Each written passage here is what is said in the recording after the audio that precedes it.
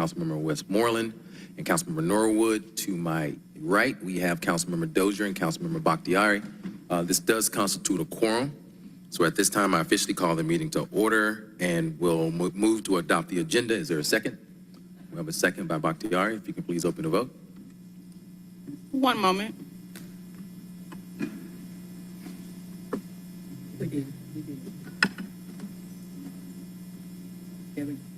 The vote is open. The vote is closed. 5 yeas, 0 nays. The agenda is adopted. Thank you. At this time, I'll make a motion to approve the minutes of our last meeting. Is there a second? We have a second by Westmoreland. If you can please open the vote.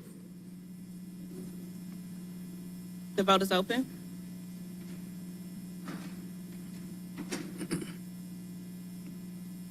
The vote is closed. 5 yeas, 0 nays. The minutes have been approved. Thank you. And we have been joined by Councilmember Boone. Colleagues, I just want to do a gentle reminder, let you know our goal is to adopt the goals and objectives of the CDHS committee for 2025 at our next committee meeting on February the 25th. So if you can, please send any of your recommendations or changes to Ms. Tails so she can elect our suggestions. The draft goals and objectives are in your committee packet, so please take a look when you have an opportunity so we can be prepared to adopt those at our next committee meeting. This does take us to the public comment section of our agenda.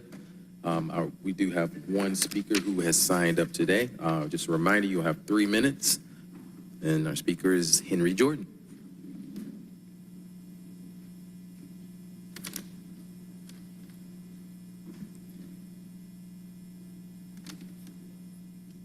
Giving honor to the Spirit of God, everyone that's here.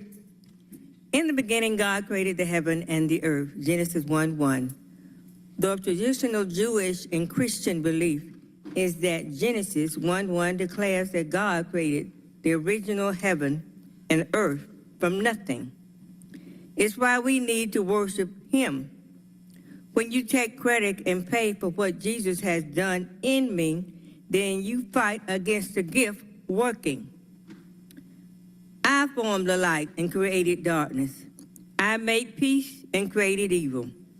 I, the Lord, do all these things. Isaiah 45th chapter 7 verse. Drop down, ye heavens, pour down righteousness is a prayer for God to intervene in human history.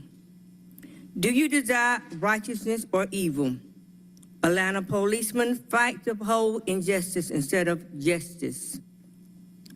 But the fearful and unbelieving and the abominable and murderers and whoremongers and sorcerers and idolaters and all liars shall have their part in the lake which burneth with fire and brimstone, which is the second death. Revelation 21st chapter 8th verse. But sinners who have shown their rebellion against God by their lifestyle of sin have already been cast into the lake of fire. Jesus, give us power to conquer our sin, to miss hell and destruction. He that overcometh shall inherit all things, and I will be his God, and he shall be my son. Revelation 21st chapter 7th verse. He that overcometh is the one who has genuine, saving, preserving faith. Do you desire to be that overcomer, to inherit everlasting life? Do you know of any power greater than Jesus' power? There's no power greater than his power. That's when we need him to call his name, Jesus, to save our souls from destruction, from ourselves. Thank you, Ms. Jordan. This does take us to the presentation section of our agenda today. We do have 3 presentations. So our first will be Invest Atlanta's quarterly update, and we'll bring up Dr. Eloisa Clementich. Thank you so much, Chair. Yes, my name is Eloisa Clementich, proud President and CEO at Invest Atlanta, and today I'm excited to present our end-of-year results and updates as requested. So if you look at the tab, this is a good way to follow along. The first is the citywide impact. Our capital investment was more than $1.5 billion in 2024. That's an increase of 22% over 2023. $1.9 billion of total economic impact that looks at not only direct, indirect, and induced impact as a result of our investments. But what's very important to Invest Atlanta is over 62% of the total investment was made in our disinvested neighborhoods, which is more than double that of 2023. The map shows all of our project investments for 2024, and that is an interactive map on our website if you'd like to explore further. In terms of small businesses, $14.8 million was made to direct investment of small businesses. This was up more than 63% from 2023's number.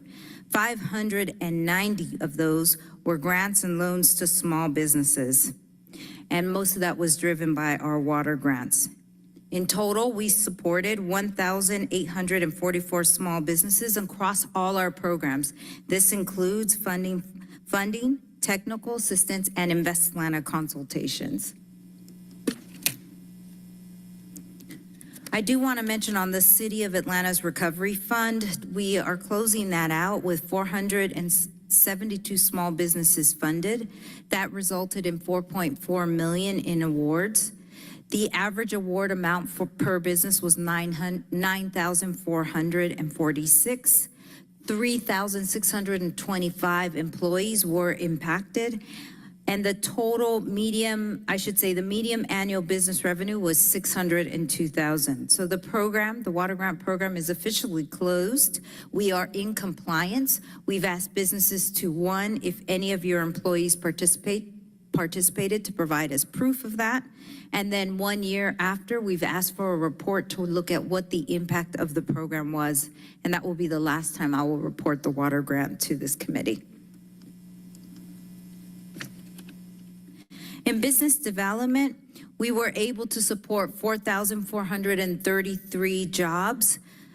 Of those, 1,675 are considered good jobs. That's an 89% increase, and we consider a good job anywhere from $40,000 to $80,000 a year in terms of salary.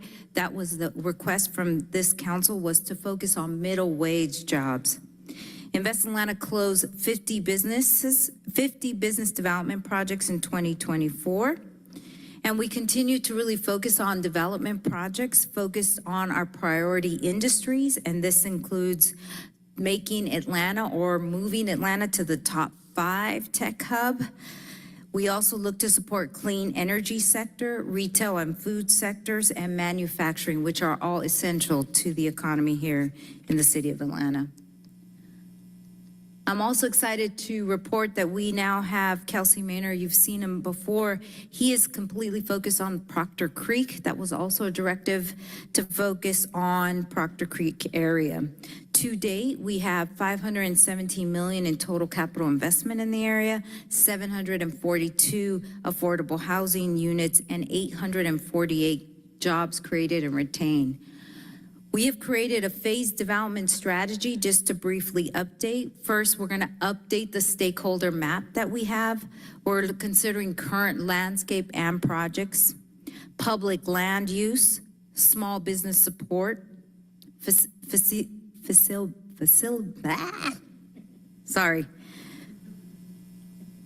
a feasibility study. Thank you very much. Too much coffee today. My apologies.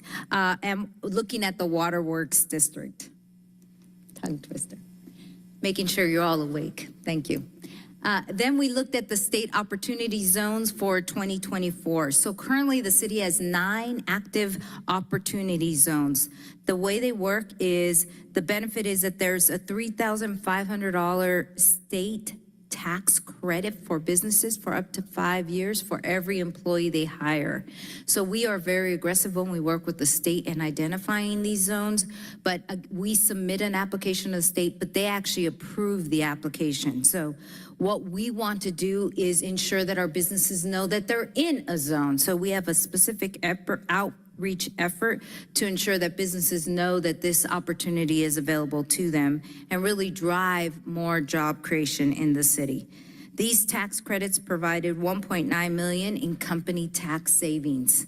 So the program does work. In terms of neighborhood investment, we've launched our CPACE program, which is our commercial property assessment program, with more than $13 million in financing.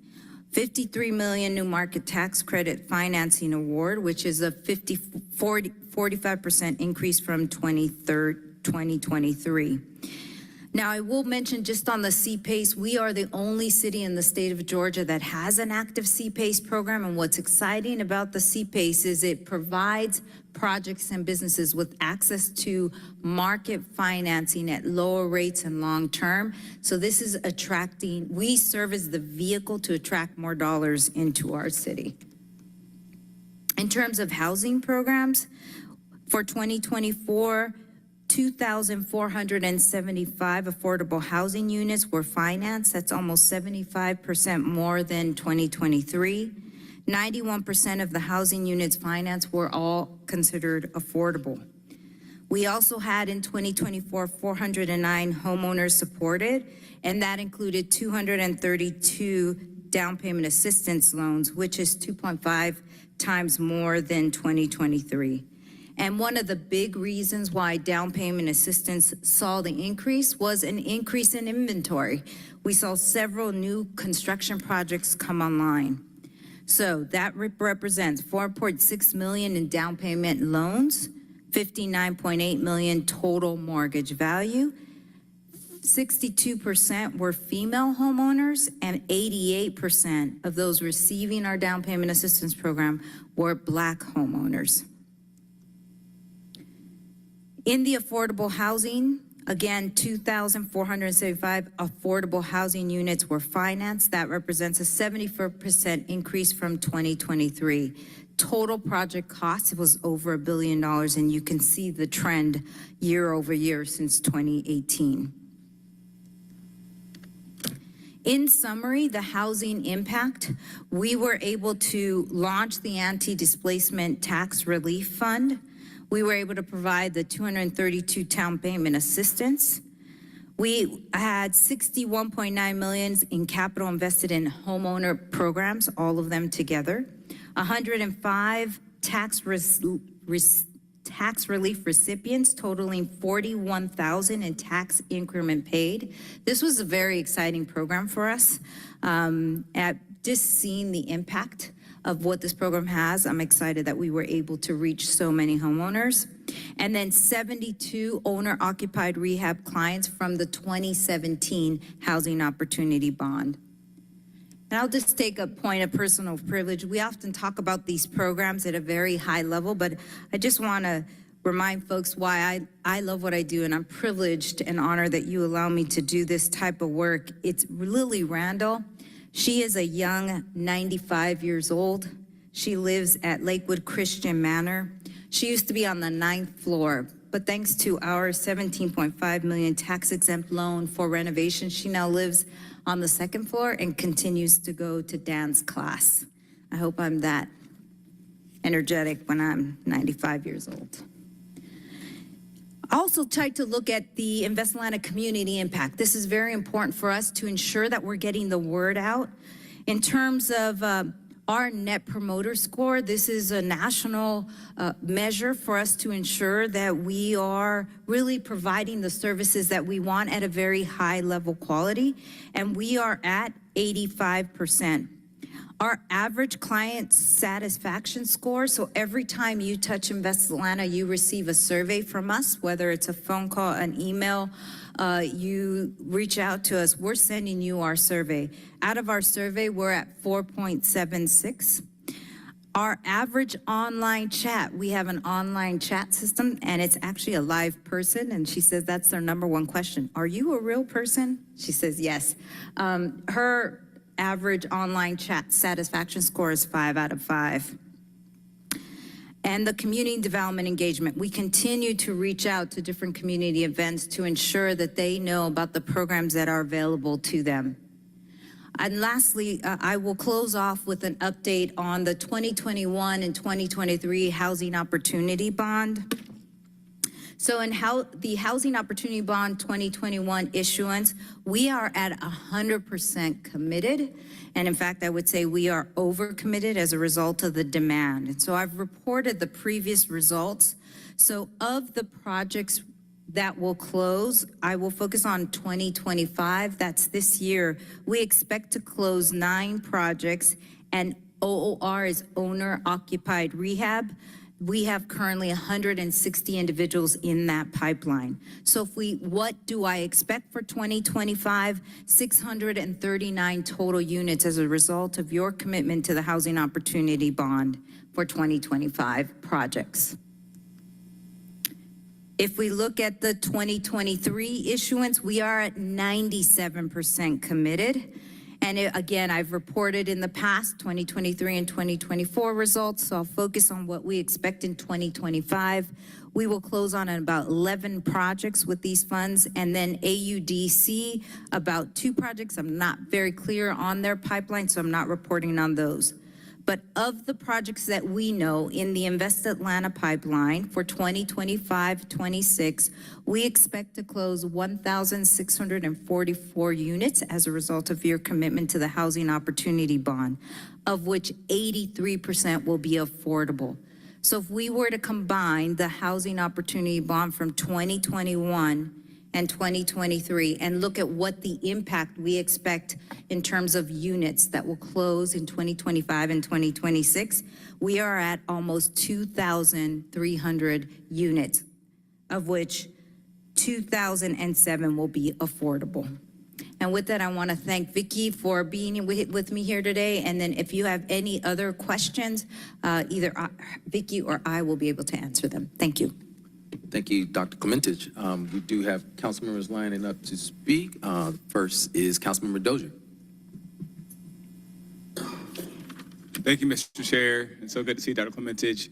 A couple questions. The first is, well, 2 of my questions are in opposite corners of my district. The first is with regards to the Proctor Creek work that y'all are doing. Well, maybe it's not a question, it's a comment. I would love to connect my community members with Kelsey and the work that he's been doing. We have a community greenway project that we've been working on, essentially restoring a part of the Proctor Creek that had been overgrown. There's some heirs property issues with some of the surrounding property owners. We've been working with Path Foundation. Chattahoochee River Keeper is helping us install a trash collection piece in the watershed. We've been working with DEEM and DWM and all of these city departments. But I didn't realize the Invest was also looking to really orient in this Proctor Creek area. And I wonder if, particularly with the home buyer program, with the other, I mean, it's not exactly a commercial corridor, but I wonder if there's programmatic opportunities to connect Invest with what the community is doing. And so be on the lookout for that. I'll reach out to Kelsey. I have his contact information, but I'll include you in that correspondence as well. And I'm happy, I wrote it on my to-do list. I'm happy to follow up. Okay, perfect. And then in the other corner of the district, something that you had shared with regards to the various opportunity zones, how do those get defined? Is that, you know, we have some ideas of where we want to try to encourage investment, and we send that list up to the state for their approval, or is there census data that feeds into that designation? Yeah. Can you talk about that a little bit? Of course. So the opportunity zones are very, very specific in terms of the state is looking for certain criteria. So we're going to look at crime rates, buildings being abandoned, lack of investment in certain corridors. So what we do is we kind of first have an initial conversation with the state. We'd like to offer these areas. They kind of say, yeah, that looks like it can make sense, or no, we're not interested. If they give us like, yes, this would be interesting, let's see the data, then we would go run all of the analysis, put together the application packet, and then submit it to the state for consideration. So if there are areas, I'll send you the specific, what the guidelines of all of those issues that they're looking for and looking to solve.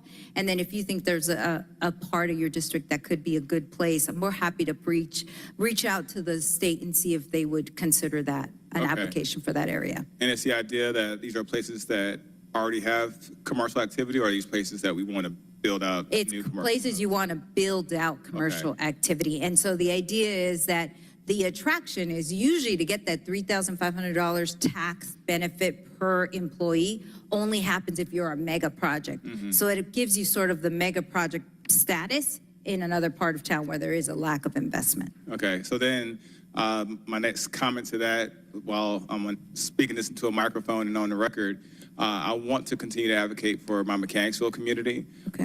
It's a neighborhood that is adjacent to the Summerhill redevelopment. It's a neighborhood that's adjacent to what we're seeing in South Downtown and Centennial Yards, but has missed out on a lot of economic development for decades, largely because of public works projects, between the highways, between the Atlanta Fulton County Recreation Authority, between even APS and MARTA and Fulton County all have huge underutilized properties in the neighborhood. And on the east side of the community, you have very large parking lots that were not included in the Turnerfield RFP back in 2016. At least 2 of those large lots are currently used by Fulton County for jury duty parking and for employee parking. But the southern lot, I believe it's the gray lot, once or twice a year, the Atlanta Fair comes through for 3 weeks, and that's it. That's the only utilization that's happening there. So it's a public asset. And then the one commercial node we did have in the neighborhood, which was the Family Dollar, left along with other sites that they had across the city last year. And recognizing that you also have the Stadium Neighborhood TAD that this falls under, I would love to see more done from all of our public actors to ensure that we have more investment, more commercial and economic investment in the neighborhood, considering everything seems to be happening around Mechanicsville, but nothing's happening in that community. And so I want to advocate for that in this forum, but also I'm happy to follow up with you via email to see what we can do to get that added to that list. Yes, sir. And then next couple of questions. The comment you made earlier about small businesses and got me thinking about this Showcase Atlanta sort of initiative. I get a lot of questions from my small business owners in my district, or a lot of concerns actually that particularly west and north side, they missed out on economic investment from the Super Bowl. They felt that the Super Bowl wasn't even happening in Atlanta because there wasn't a ton of there wasn't the connective tissue to ensure that people spend those dollars on the west side and north side or south of I-20. And so I'm appreciative of the Showcase Atlanta work that is going to try to help address that challenge. But I wonder if Invest Atlanta can help direct those small businesses to the right folks in Showcase Atlanta or other sort of initiatives that we have going on so that they're more connected to the work that we're looking at over the next 500 or so days. I know that Atlanta Beltline is hosting a small business breakfast in a couple of weeks. I'll be at that. I believe Invest Atlanta is going to have some representation there along with Showcase Atlanta. And I'm directing some of my business owners to that event as well to build those relationships. But if there's like a portal or a point of contact or something that I can direct people to directly that's kind of helping to bridge that gap beyond what our office is capable of doing, I think that would be very helpful for our small businesses and for our communities that missed out on these big mega events that we've had over the last couple of years, especially what we know after World Cup, we had another Super Bowl coming, we have Final Four, we don't want to keep that momentum going. Agreed. Yes, and just know we're also working with Showcase Atlanta. I'm this close to be able to announce a platform that we're creating to specifically target these type of businesses, to make them easy to find. Perfect. And then my last question is more of a philosophical question, but I'm hearing rumblings in Washington, D.C. that with the upcoming congressional reconciliation bill, tax-exempt bond financing tools are at risk of no longer being available for municipalities across the country. I don't know if y'all are looking at that and what that might potentially mean for y'all's programming and the work y'all have with, because it's a strong tool that we have, particularly for our housing developers. But I don't know if that's something that's on y'all's radar, if there's any active lobbying to try to make sure that that's not included in the reconciliation bill, but just didn't know if that was something y'all were looking at. Yeah, I would just add that what's great about having Dawn Arnold on our team is she's also part of NALFA. So she was actually up in DC last Tuesday, Wednesday, and this topic has come up. So know that she has been our advocate and meeting with legislators, talking about our different projects, talking about the impact. So it is on our radar. Okay. All right. Well, with that, Mr. Chair, I yield. Thank you, Councilmember Dozier. And we have been joined by Councilmember Michael Julian Bond. Next, we'll take questions from Councilmember Bakhtiari. I will try to follow up Councilmember Dozier's PhD level questions. They're just some simple ones. This first one, I'm not certain if Invest can help, but I thought I would ask.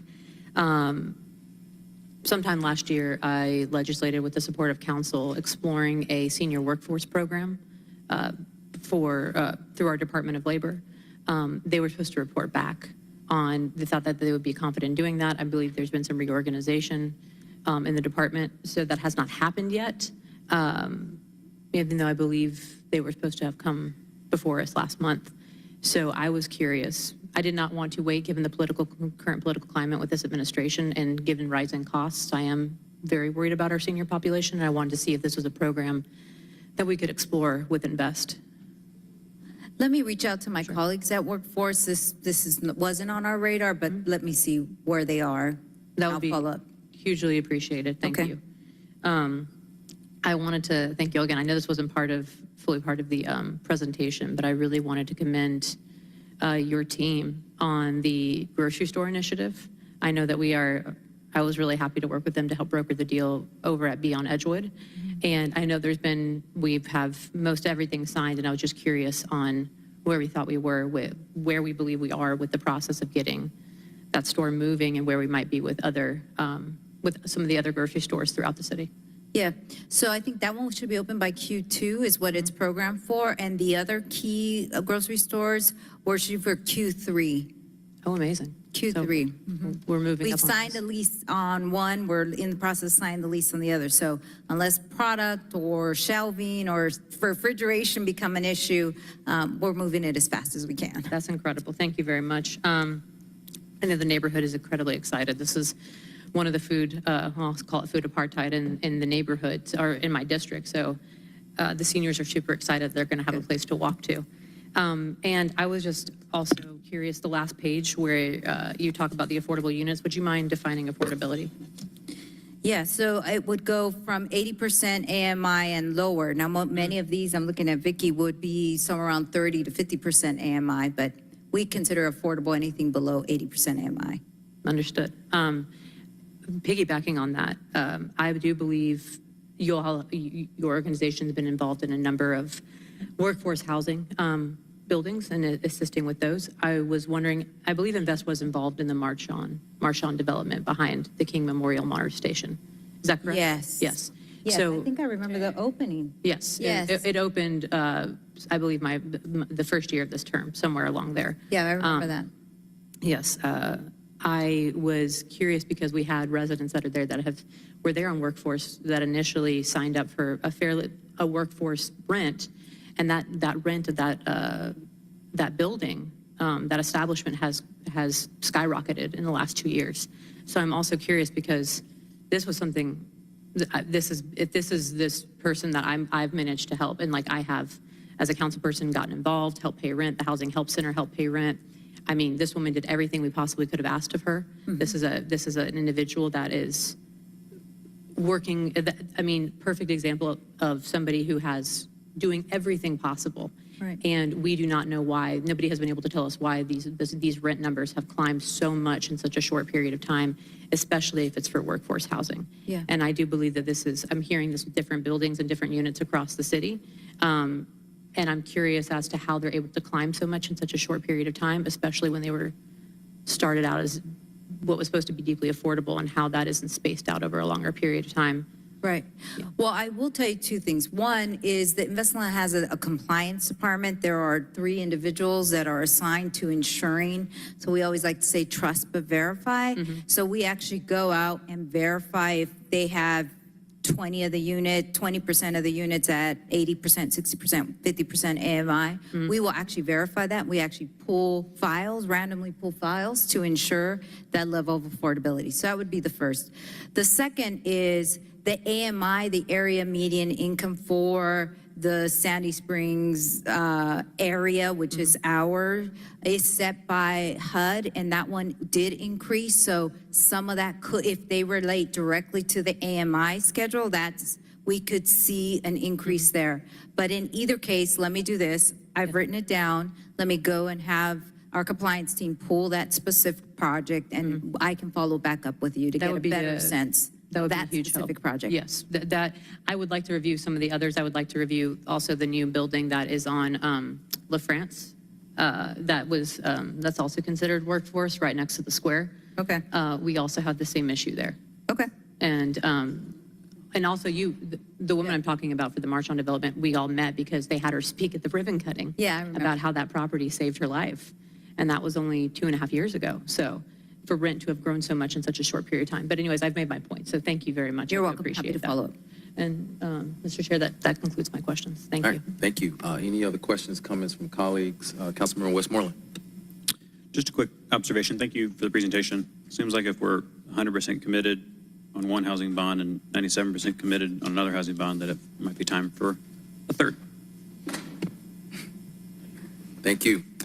Thank you, Dr. Clementis. I do have one question. I know that, obviously there's an EPA funding freeze right now. There's a project in my district, and maybe there are others that are relying on EPA grants for the brownfield remediation. Just trying to see how we're handling that currently, and if there are any other potential programs that are being affected by any current or future potential federal grant freezes. Right.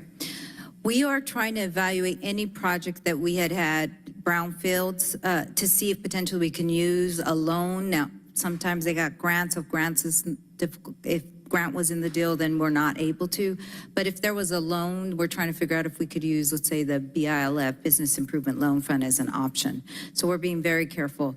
The other federal funds that we receive right now have not been frozen, so I'd rather keep them that way. But yeah, like Sure. new market tax credits, all those have continued to move. So right now, so good. Okay, so right now, We're brownfield okay. remediation grants. Other than brownfields, Okay. right now, we're able to move everything we've got. All right, thank you. Thank you. Any other parting words from colleagues? Seeing none, thank you very much. You're welcome. Thank you. That moves us to our second quarterly update from Atlanta Continuum of Care. Catherine Vassell, welcome. Good afternoon, Mr. Chairman and committee members. My name is Catherine Vassell. I'm the CEO at Partners for Home. I've got a lot of content to share with you today, so I'm going to try to run through it very quickly. I know you've got a number of presentations. I did want to bring us back a little bit just to make sure that everybody is working from the same information in terms of who we are, what we do, and kind of what we've been able to accomplish so far. These slides are moving on their own. Is there something I'm not doing correctly? Point it this way. Just keeps advancing. Okay, well, I will direct you to the first slide in your deck, which is this one, which won't stay there. That just gives you a little bit of background in terms of what a continuum of care is. And for your reference, these were funding dollars that were authorized by Congress back in 1989. HUD feels very strongly in the value of and importance of having what we call a collaborative applicant, who also acts as the point and strategy coordinating, collaborating body to bring all of the providers together and to work to align and leverage resources to create the strategy to reduce and end homelessness in a community. To that end, we have a separate governing board for our continuum of care. On the screen, you can see representation who serves on that board. That governing board sets the policy and procedure for everything that we do across the continuum of care in terms of projects that are funded, projects that are awarded, and all of the policy that guides our work. It's a diverse group of stakeholders, including elected officials, representation from state and local leadership, as well as the county. That position is actually vacant right now, with Natalie Hall stepping down, among many others. Reverend Sean Smith is our chair currently. Leslie Lee Marshburn is the vice chair. Brad Schweers serves as the governance chair. And Erica Headley from the Home Depot Foundation serves as the chair of the performance committee. Separately, we have the body of the continuum of care membership, and that is simply the makeup of all of the homeless service providers across our community. And the work where the sausage is made happens there. We lead and facilitate work groups and committees all across our homeless continuum of care, made up of service providers, people with lived experience, and other stakeholders who have a vested interest in subtopics across our work. So they include things like street outreach, shelter coordination, data quality, youth and families, our young adult advisory board, which is made up of only young adults with lived experience, our consumer advisory board made up of only individuals with lived experience who are adults, our area committee focusing on justice, equity, diversity, and inclusion, a veterans committee, coordinated entry, et cetera. And in those work groups, policies are created and developed, work is aligned, and then lifted up to that governing board for approval. Our ultimate goal is to create a coordinated homeless ecosystem that is working in a coordinated way to reduce and end homelessness in our community.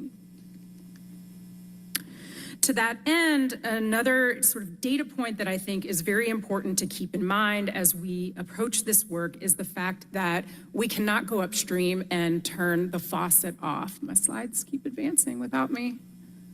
I'm sorry for that. I don't know what's happening.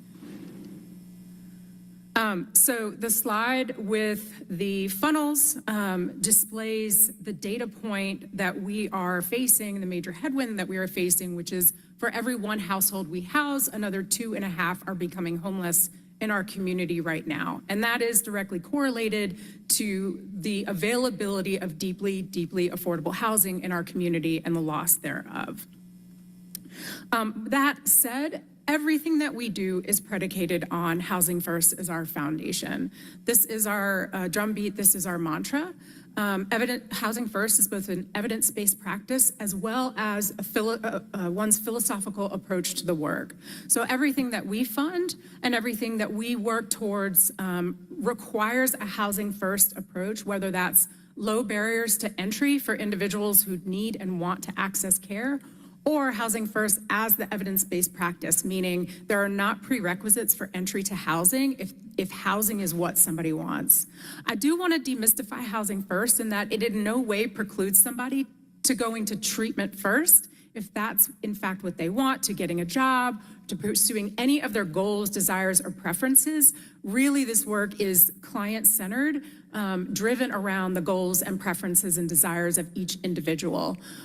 What the preface of this, however, is that no one can do anything without a roof over their head, and that housing is the foundation by which they do everything else, by which an individual gets access to treatment, to a job, to income, to education, and to long-term stability. And the evidence supports the outcomes of being very effective to that end. Of course, everything that we do is driven by HUD policy priorities. HUD sets this policy priority annually through their funding application, for which Partners for Home, as a collaborative applicant, is responsible for applying to on behalf of the organizations that receive the dollars. As you can see in this slide, affordable housing and scaling and increasing access to both permanent supportive housing and other housing interventions for people who are homeless is a key HUD priority. Another one I want to lift up is fair housing, which is certainly, and equal access to housing, which is certainly at risk currently under our current administration, as well as high level of coordination. HUD wants to understand how are we partnering with the healthcare sector, with our public housing authority, and with other social service entities like the Department of Family and Children's Services, the school system, to leverage and align every resource to get folks out of our system faster.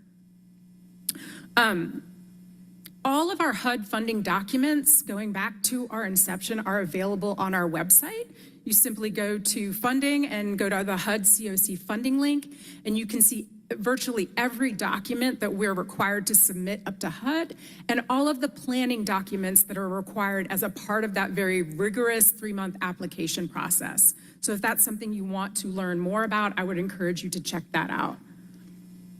I don't know what I'm doing. What's going on here?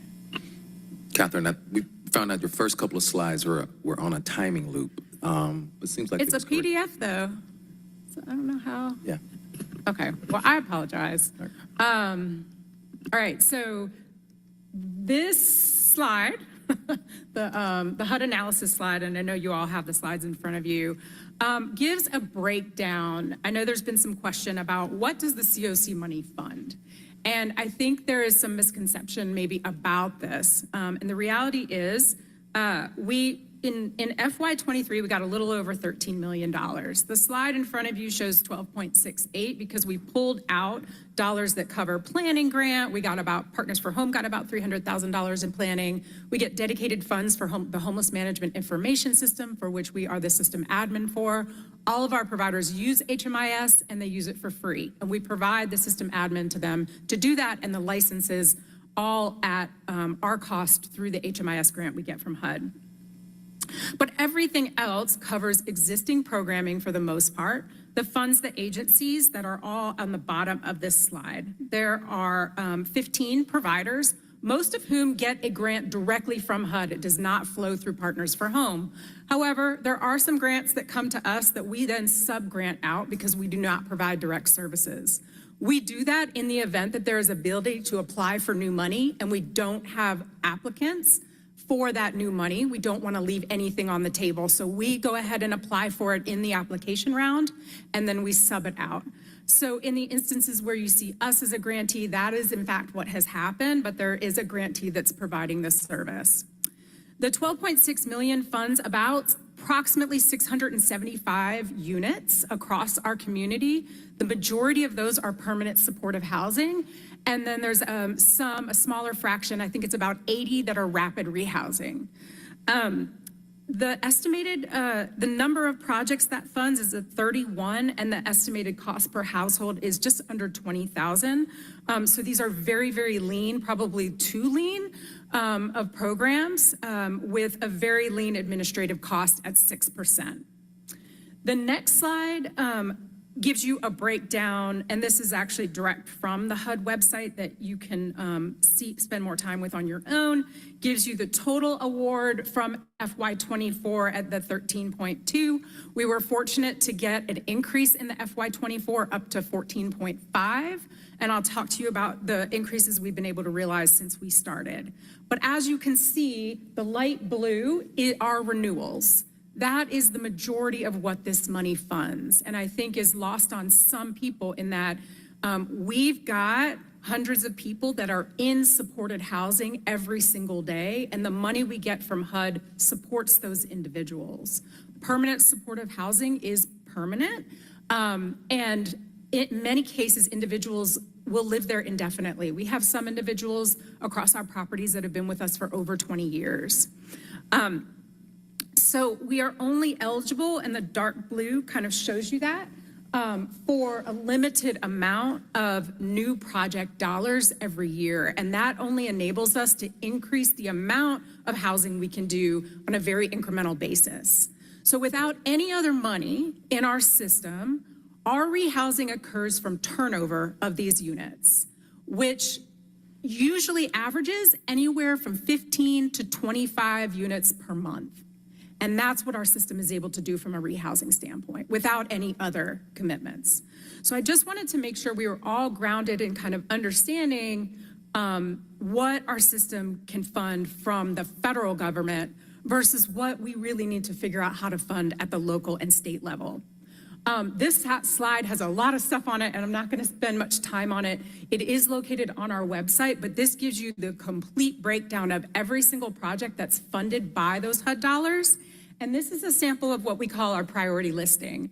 Every year when we submit these grants, this full grant to HUD during the NOFO process, we're required to run what we call a local competition. Each of these agencies have to submit an application to us at the local level.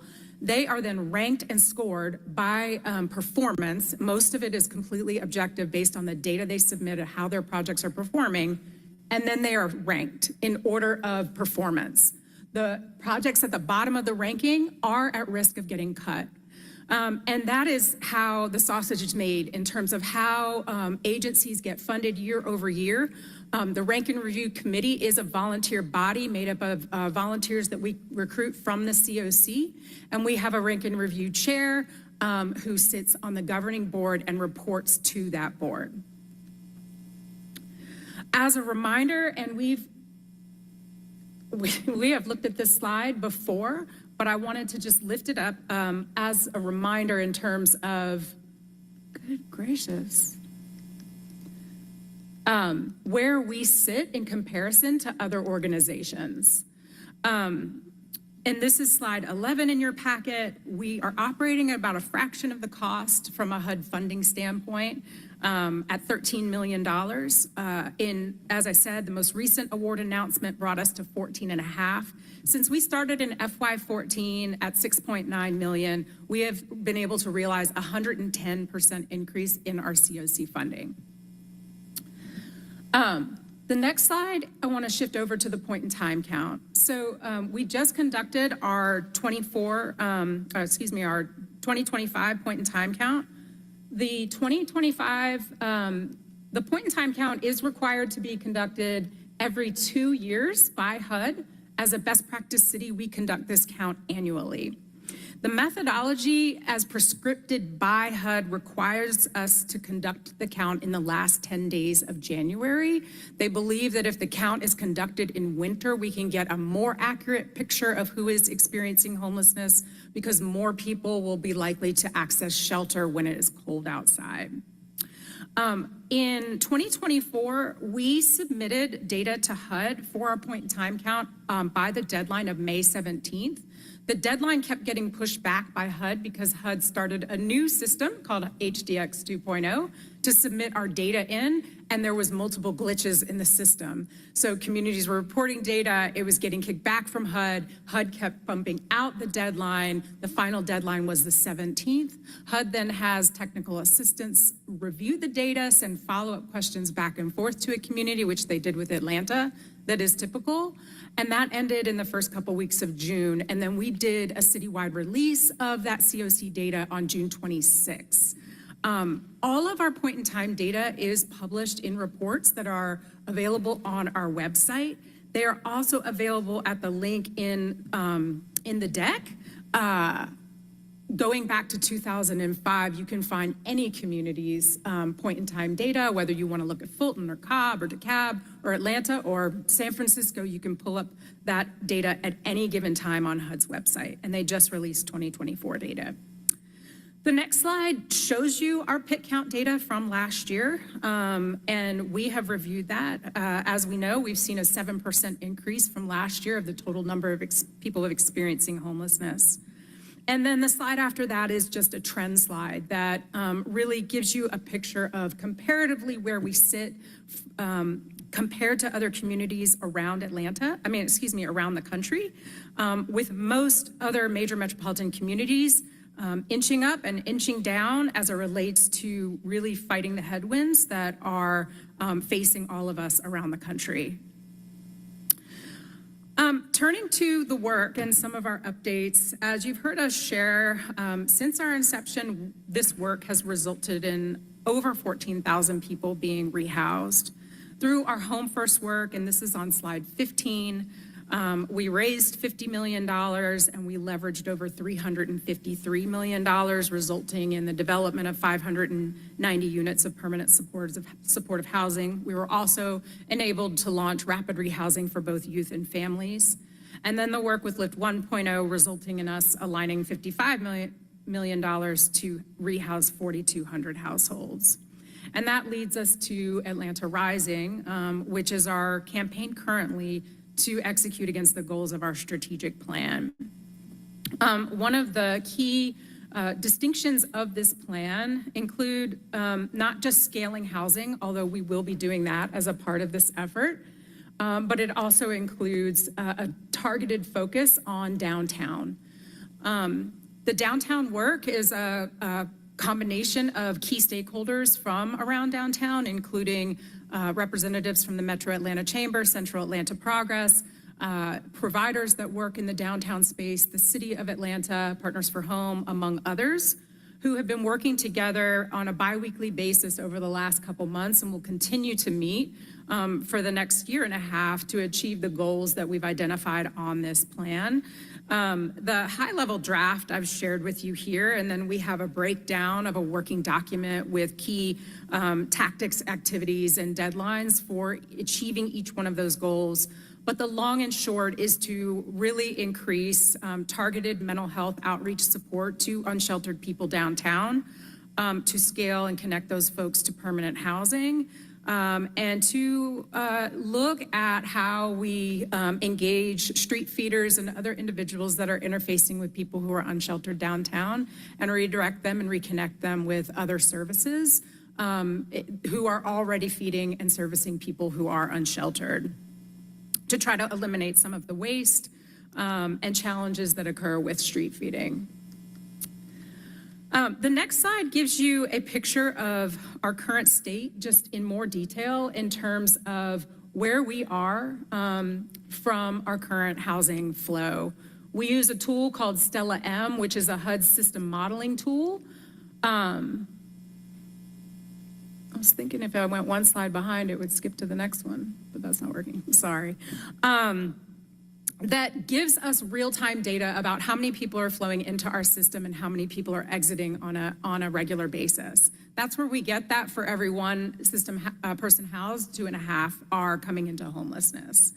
That has resulted in our vision, slide 19, which essentially tells us how many more people we need to rehouse, whether it's in PSH, rapid rehousing, or diversion, and includes a new intervention that we're incorporating into this campaign, which includes prevention for the first time. And that is in partnership with Cisco Technology, as well as Destination Home out of Santa Clara, California, who has come proactively to Atlanta to say, we want to take this pilot national. We would like Atlanta to be the next city to launch prevention in a targeted way, reducing inflow into homelessness. So we are raising money as a part of this larger campaign to be able to launch a prevention pilot to that end. I will just provide a few more quick updates as it relates to our pipeline and the rapid housing initiative. The pipeline is well underway, as I think you all are aware of.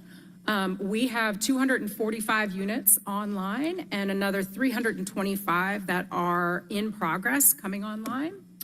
The next few slides just give you some renderings of the projects coming online in 2025, as well as future projects beyond 25.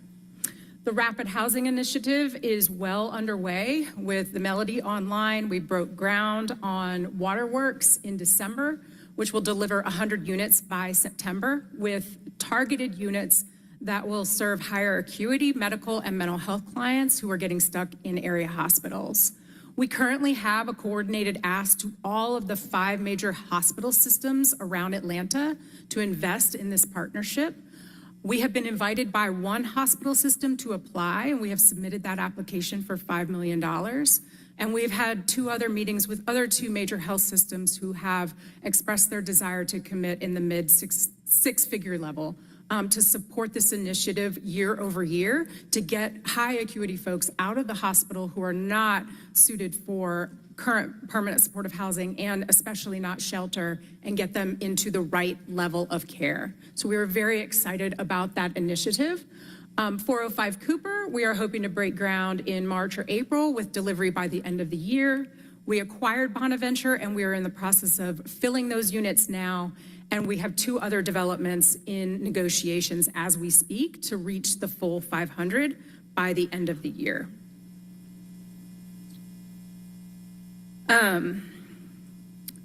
I want to just share really quickly, two things.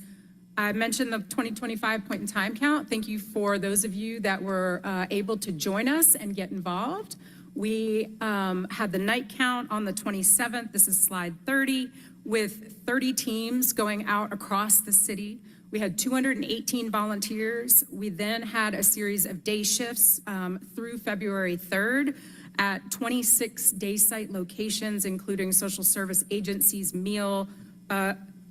locations where they serve meals, houses of worship, health clinics, and libraries. And for that, we had 145 volunteers. In light of what has been happening with the executive orders at the federal level, slides 31 and 32 provide an overview for you of what we are estimating is the potential impact to the homeless service system.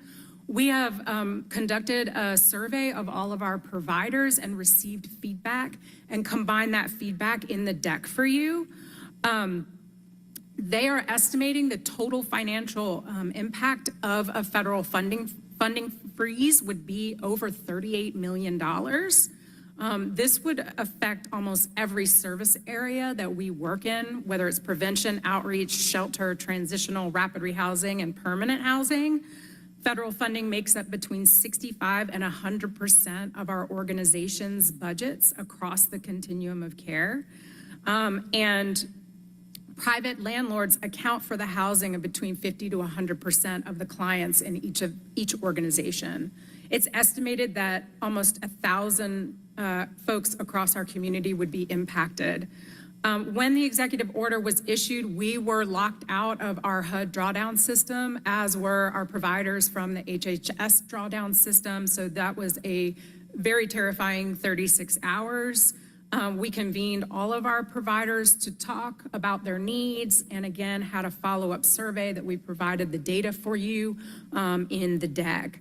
And just wanted to share that we are, actively tracking what is happening at the federal level. We are working with our federal partners to determine impact, and this is, as you all know, happening and changing, every hour, it seems like at this point. But doing what we can to provide support to our providers and to each other during this time of unknown. So with that, I will close and take any questions that you have. Thanks, Catherine. So we do have some council members that are lined up in the queue here, so we'll start with Councilmember Dozier. Thank you, Mr. Chair, and thank you, Catherine. Just a couple of quick questions. The first one, I appreciate the presentation on the point and count over time and the comparison with other cities.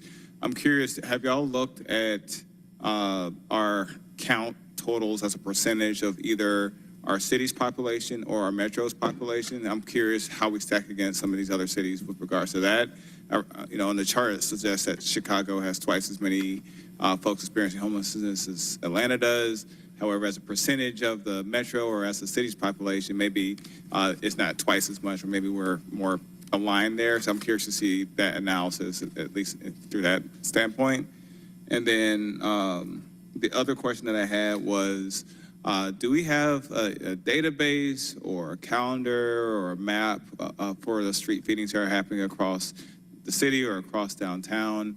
One of the things that I've been trying to figure out with my constituents, particularly in downtown, that they're not as upset about the fact that folks are, through their humanitarian work or just being Good Samaritan, taking efforts to feed our unsheltered population. They're concerned about trash or concerned about waste and that sort of thing.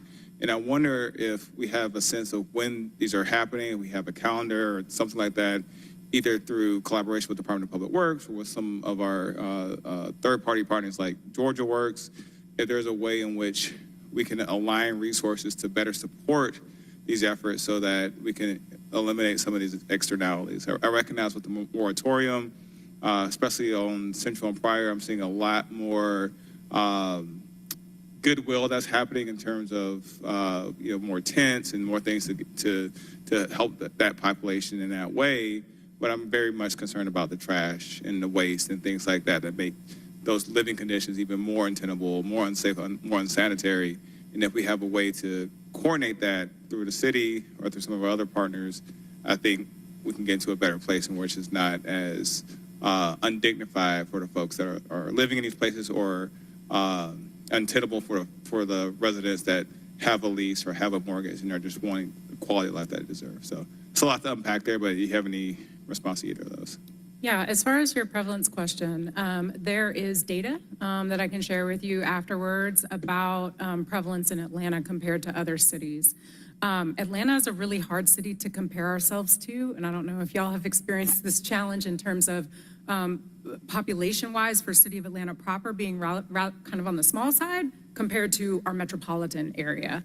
So when you look just strictly at prevalence rates for Atlanta, we have a higher prevalence rate because we're comparing, 3,200 folks experiencing homelessness to 500,000, general population. And so that kind of usually bumps us up. But there's other factors, I think, that kind of influence how you evaluate that prevalence, especially when Atlanta is the core for homeless services and supports. And the reality is when you become homeless in the metro, you generally come here. So I think I've struggled to find like an apples to apples comparison, but we do have data on that I can share with you. Thank you. On the database of street feeding, yes, we are working on that. In the committee that we've created for downtown, we have a subcommittee that's working strictly on this issue. They're meeting weekly or bi-weekly. And that is one of the first things that they're working on. So one is, reestablishing a database of where can you get a meal and when inside. And then we actually have been able to recruit some folks that do have established street feeding agencies. There's a nonprofit that's all they do. So we have proactively reached out to them. They are serving on the committee now. They know several others that are organized, and also some of the ad hoc ones that just come kind of randomly. So we're working to reach out to those folks directly to invite them into this planning space. And in what we found in those conversations has been really helpful because I think they readily acknowledge the pros and cons and the challenges of this, right? That nobody doesn't want to feed a human being, and we don't want to tell anybody that. But there are unintended consequences that result that are challenging for businesses and residents alike. And we do have some residents on the committee as well that have been informing exactly what you've said. So we're thinking about in the immediate term, how can we beef up, public works support just for emptying trash cans and getting rid of trash and debris. And then long-term, rolling out a communication strategy to help educate street feeders about the unintended consequence, help to coordinate them, as well as the potential of identifying an industrial kitchen that we could potentially ask street feeders to just work from entirely rather than feeding on the street. So it's sort of a short, medium, long-term strategy right now.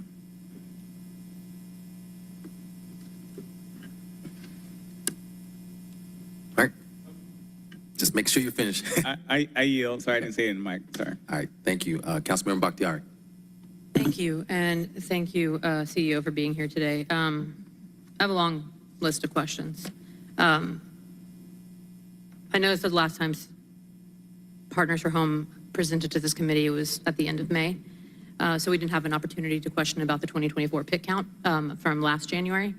So I apologize for the long list of questions. I was curious, I know that y'all sent slides in November, but we haven't got to discuss this in person yet.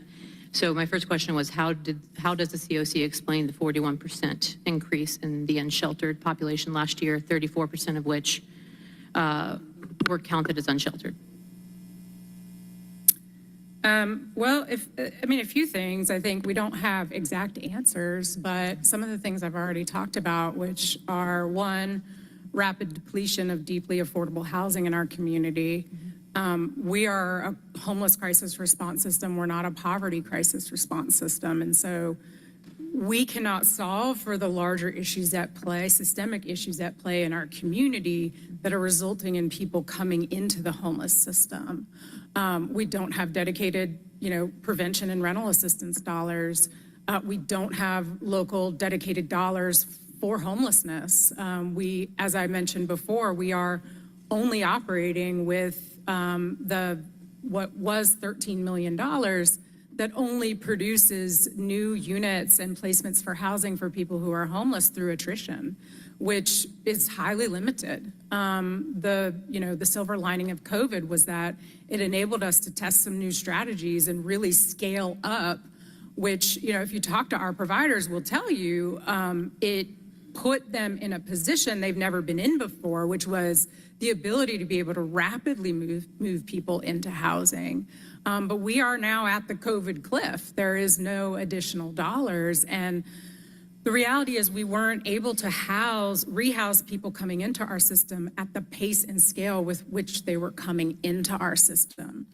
And I think the other answer is when you look at the correlating housing inventory count data that we submit up to HUD and present on, we also share data about utilization in our shelters. And utilization has been incredibly low across our shelter system.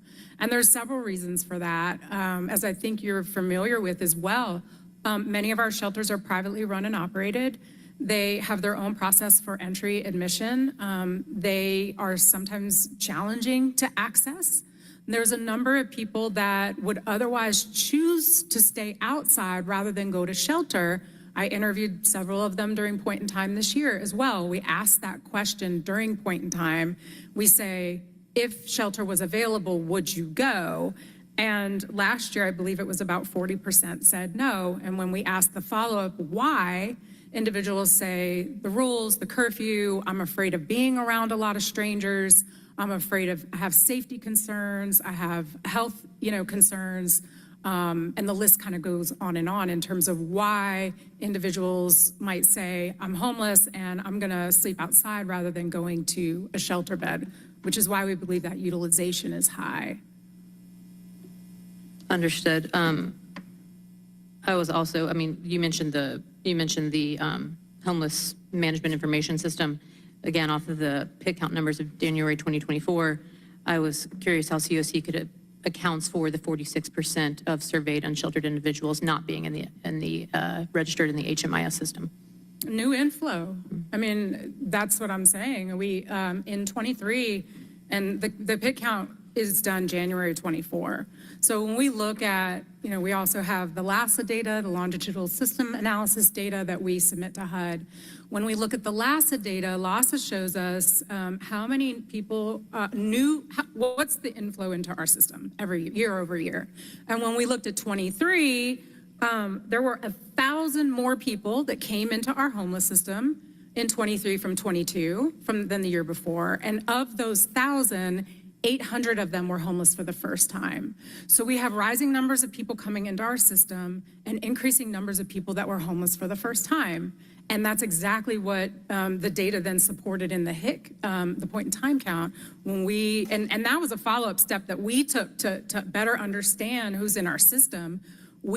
That's not something we have to report to HUD, but we took the by name list of every unsheltered person surveyed in 2024 and then bumped that up against HMIS because we wanted to know, are they already in our system? And what that tells us is they're new. And last year when we were surveying, we met one woman who, the mayor met her. She was an elderly woman. Her daughter had put her out. She was living in, had been with her daughter up in Douglas County. Her daughter kicked her out for whatever reason, her senior mother, and she had retirement income, but she had more month than money. So she would spend 3 weeks in a hotel with her money and 1 week on the street.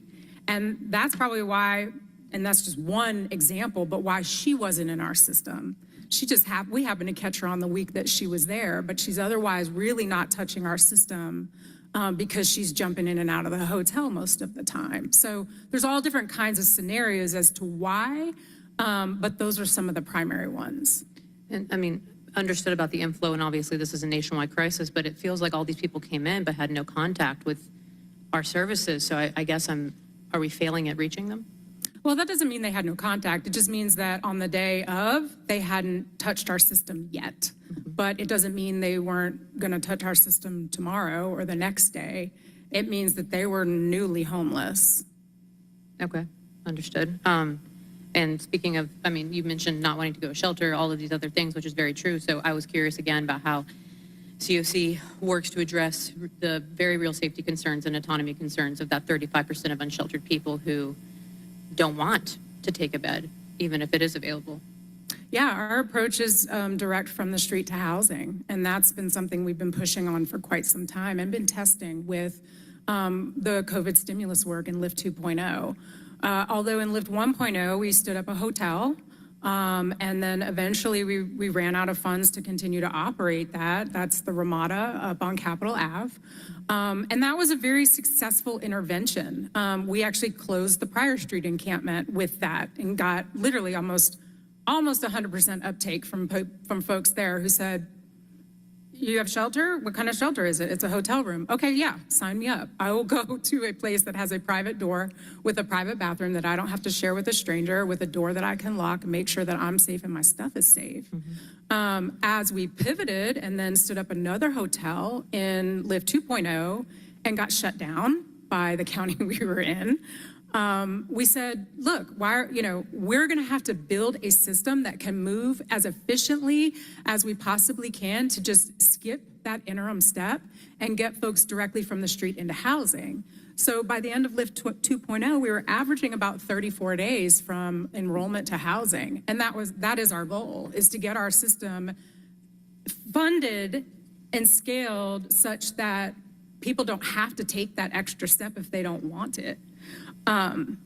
I do just want to add, you mentioned that I haven't presented since May, but I presented on August 26th, and we did submit a written report for the December. There was a scheduling issue in December, so we were asked by council to just go ahead and submit a written report, which we did submit. Okay.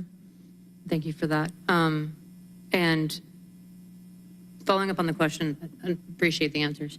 Following up the question, there have been complaints on this body as well as in the public that there have been public data requests, several data requests to Partners for Home. Is there a reason that they haven't been fulfilled? For example, the ask of how many people have returned to the street from our housing program, data that the organization said they had but still has not been given to us.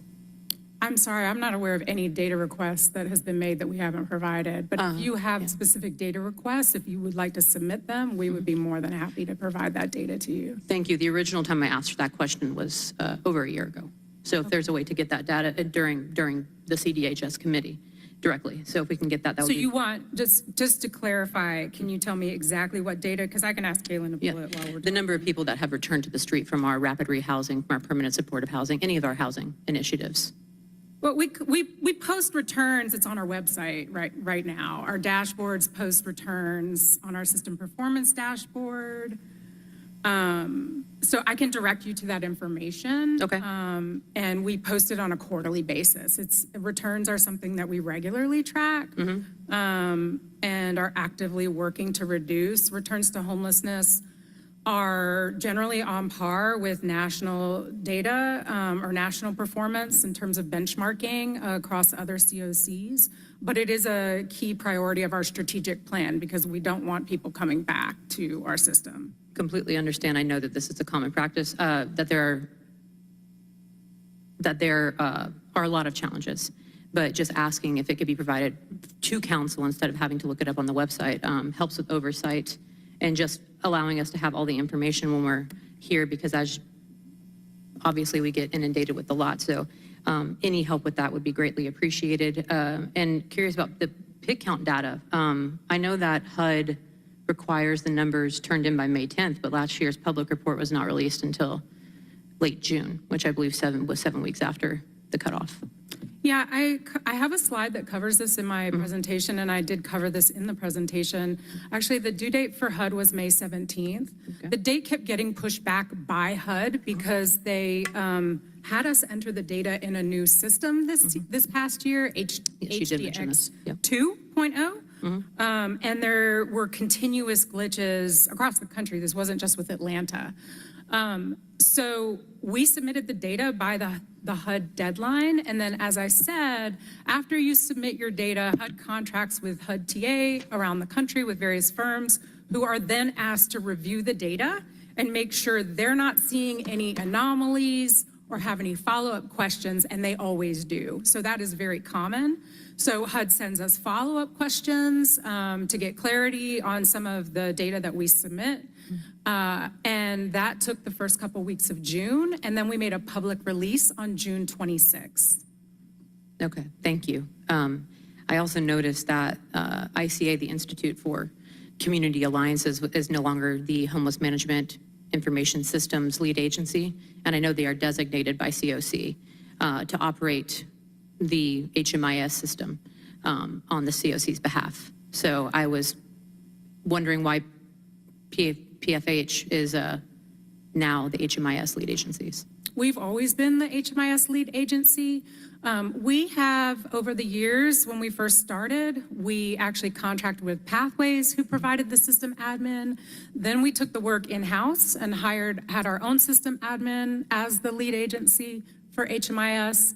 That's why we get the HMIS grant. And then we found it was really hard to recruit and staff that expertise. And we wanted to make some significant changes to HMIS. We wanted to do some custom build outs. We wanted to have access to the back end of HMIS, which, because we're on a statewide implementation, is really challenging because we have to go through a statewide committee, which is made up of almost all the COCs around the state, except for, I forget, there's one COC that's not a part of the statewide implementation, because the state all uses the same system. And so you have to get approval from them to make changes. So all of that said, we said we want to outsource this work because we don't have the expertise. So we have outsourced the work to ICA, who's a very reputable firm that works with COC around the country and does system admin work for them. So we did that for several years, but it was very expensive. And we were able to recruit Kaylin Arrington, who is our Director of Data Impact, and she developed a plan to say, look, I think we can do this in a more cost-effective way and bring the work back in-house. So we ended our contract with ICA, and we now staff the HMIS system admin team internally like we've done before. Okay. Given what you named, obviously, it is difficult to gather data. There is a lot going on. It is a lot to, it does tend to inundate us. So I understand that there's struggles to respond to requests and manage everything. So I'm also curious if there's a plan to hire another HMIS lead agency to help with oversight and monitoring. No, not at this time. Okay. You broke down the $13 million or so in one of the slides allocated from HUD, and I know there's an additional $4.6 million that came from City of Atlanta. If anyone's curious, it's Executive Order 2-24-01. And from my understanding, the executive order stated that this money was specifically for shelter services, warming centers, and wraparound services. And I was curious, of that 4.6, how much was allocated for data management, how much was for case management, and how much was for direct services? Okay, I'm sorry. I just want to make sure I'm tracking your question. Sure. You're asking of the COC money? No, in addition, you named the $13 million and change. In addition to that, the city also awarded COC $4.6 million. No, I did not say that. No, I'm saying that. To Executive Order 2-24-01. I can get you that complete breakdown. Off the top of my head, I think they were two different awards. Yep. And what were the two? I was saying that 3.5 and another allocation? I was saying that that money was specifically for shelter services, warming centers, and wraparound services, and I was curious how much was allocated for data management, case management, and direct services. I don't know the answer to that off the top of my head, but I can get you a complete breakdown of what those costs were. Please, yeah, that would be very helpful. Thank you. Moving on to encampments, because I know we haven't really touched upon that. Councilmember, I did secure the return data for you. In 2024, for permanent supportive housing, our returns to homelessness was 4.5% of the people that were housed returned to homelessness, and for rapid rehousing, it was 6.7%. Thank you. Write that down. I appreciate that. Thank you so much. And based on, I've always known Partners for Home to believe in a compassionate encampment closing, and that is the model that is followed. I was curious as to why, reading the encampment closure plan that partners sent all of us, which again, thank you for that. I was curious as to why the encampment closure plan was not followed within LIFT 2.0 with Cornelius Taylor's encampment. Well, the old Wheat Street encampment was not part of LIFT 2.0. Okay. So are you saying that because it wasn't part of LIFT 2.0, the compassionate, the closures outlined here were not followed? No, I'm not saying that, but we were not leading that closure. We were asked to partner on it, as we are with many encampment closures around the city. And due to various pressures that exist leading to the request of a closure, the timeline could be expedited. And what our position always is, if this encampment is going to be closed and it doesn't enable us enough time to adhere to our policy, then there is only so much we can do from a social service aspect to follow our policy. So sometimes there are, things that happen that lead a closure to occur without us being able to adhere to the SOP.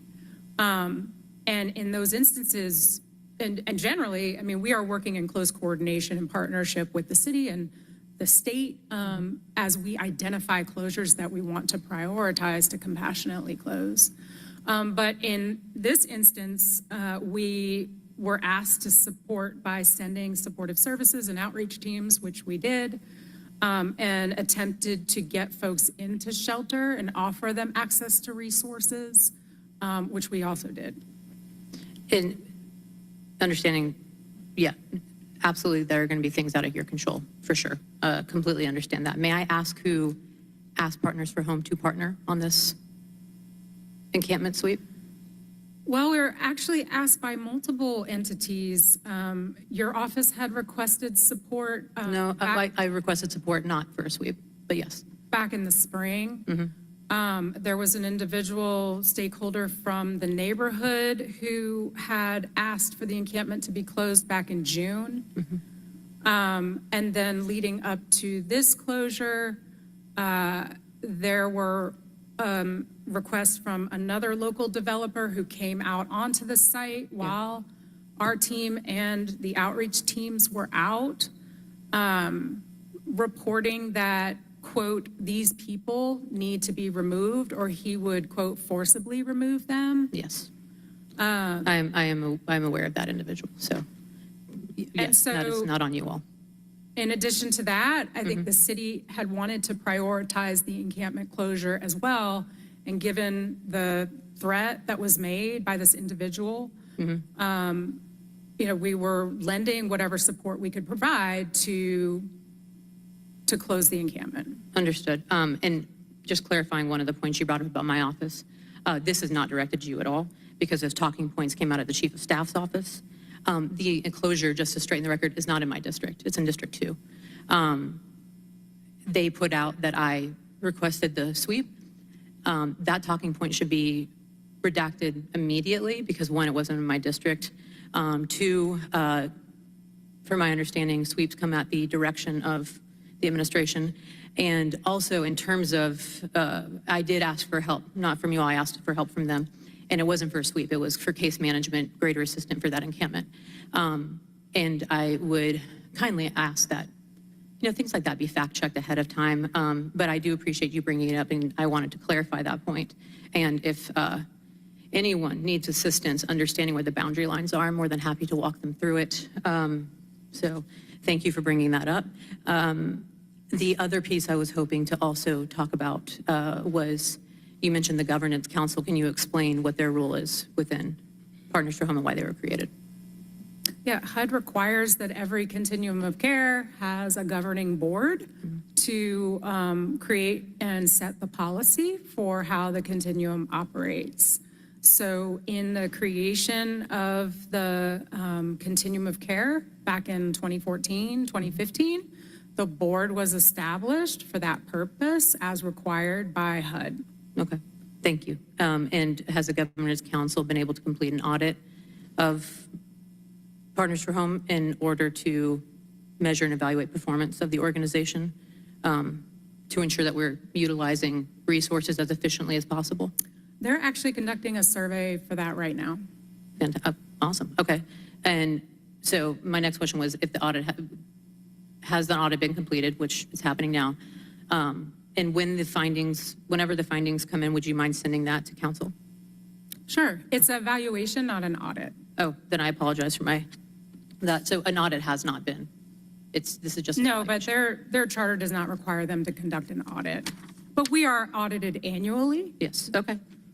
Where would we find that information? Would it just be on a public site? On our website. On the website, okay. I'll make note of that, thank you. And I was curious, 24-R-3766 was something that this council passed last year. It was about the summer pit count. And the idea was, we were supposed to get an update around it from either the administration or Partners for Home January 14th. And the idea of this was, and our HUD obviously requires us to do a count every other year within that time frame in the winter months, which Continuum of Care goes above and beyond and also does it in the off years. And the question is moving those off years from winter to summer when we know we'll get a more accurate count. And I was just curious if you were able to provide an update today. I know it's a sudden ask. Yeah, I wasn't aware the resolution required us to provide an update on that. I'll go back and review the resolution. As I said before, HUD methodology requires that we do the count in the last 10 days of January. So we're not actually allowed to do it in the summertime. Is that not once every other year that HUD requires it? It is once every other year, but we submit the data regardless to HUD annually because there is a best practice designation by HUD, and we want to achieve that designation as a unified funding agent. And so we have to adhere to HUD's methodology. And they actually believe that you get a more accurate count in the winter, which is why they require it to be done then. I apologize. Thank you. I apologize. The legislation was also for an additional count with funds obviously provided by us to assist with that. Was it legislation or a resolution? It was a resolution. Oh. It was and I will send you the number again. It was 24-R-3766, but I can email it over. And it was a resolution. Yes. Okay. So yes, not an ordinance, but that does conclude my question. And I would just add, we allocate about $30,000 to get the pit count done annually. It requires about 4 months of significant staff planning and time. We also have a number of other metrics that I've talked about throughout the presentation, including the longitudinal system analysis, our system performance dashboards that we look at quarterly. The LSA pulls real-time data about the number of people that are coming into our system every single day. And so conducting an additional count throughout the year, I am not, because it's also just one tool in our toolbox. I don't know what the value add is or if we would have the capacity to be able to do an additional count. Okay, thank you. My hope was that we would be able to do an additional just to get a more accurate count in the summer because we know that people are in short-term rentals and they're harder to find. That was the thought process behind it. Right, and I think the opposite thought from HUD is that they're easier to count in the winter and find in the winter because more people are likely to be in shelter. And we count that data as well. Okay, thank you. Mm-hmm. All right, thank you, Councilmember Bakhtiari. Next, we'll have questions from Councilmember Bond. Thank you, Mr. Chair.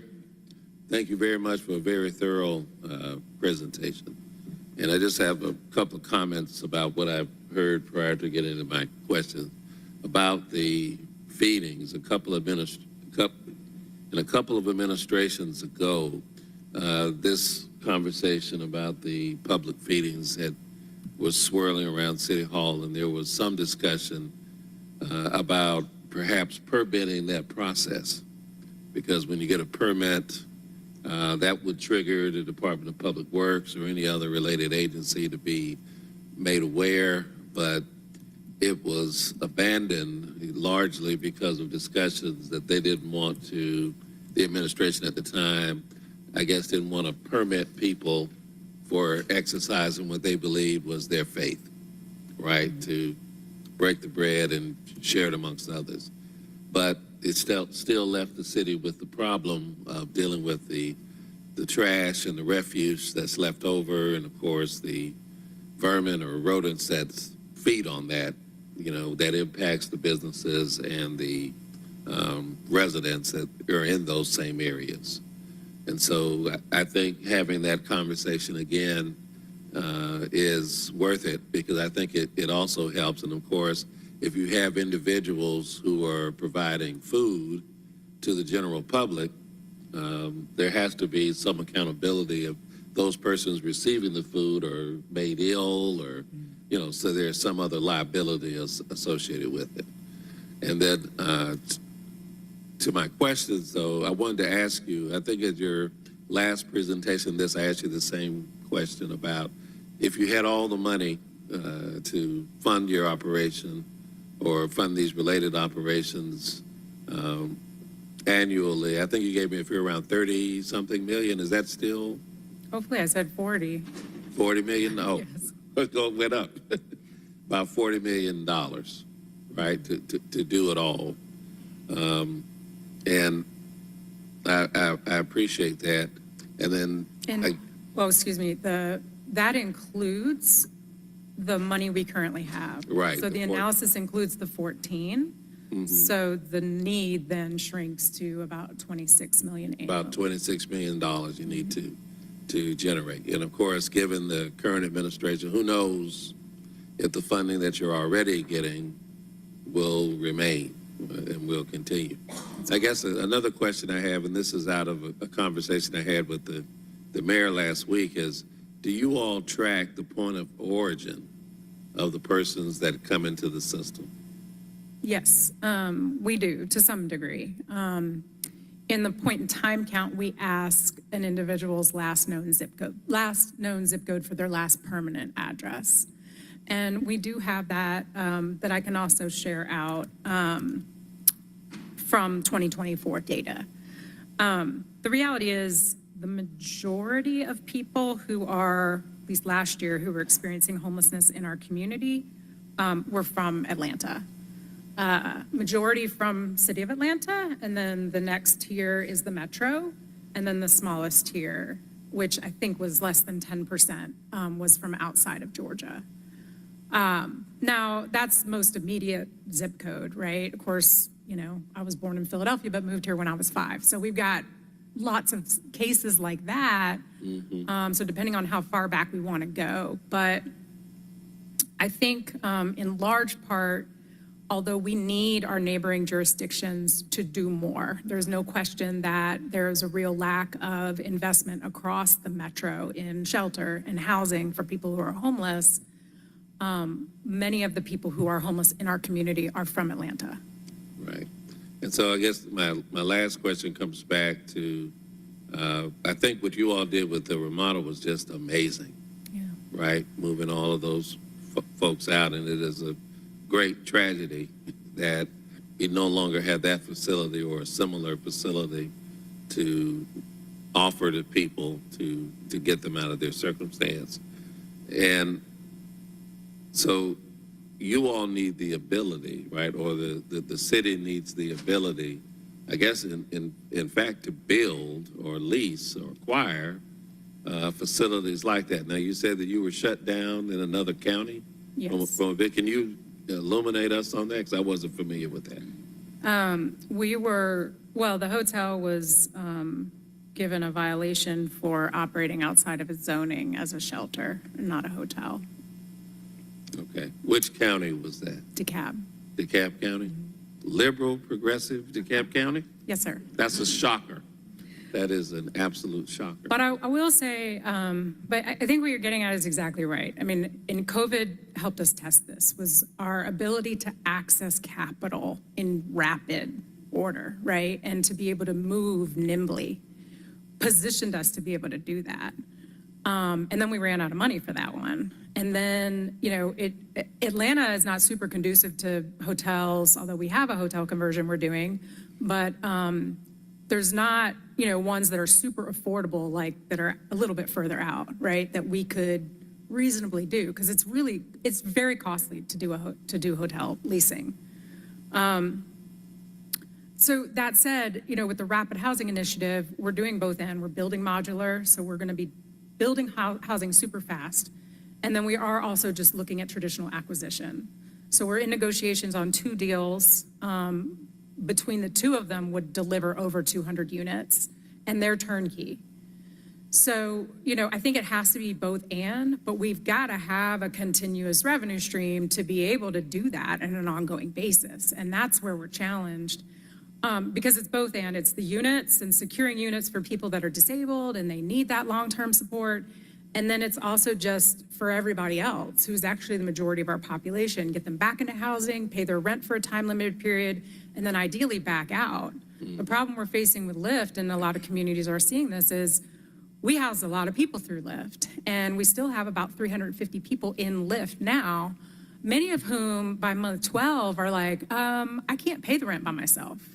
Like, y'all can't back out of the subsidy.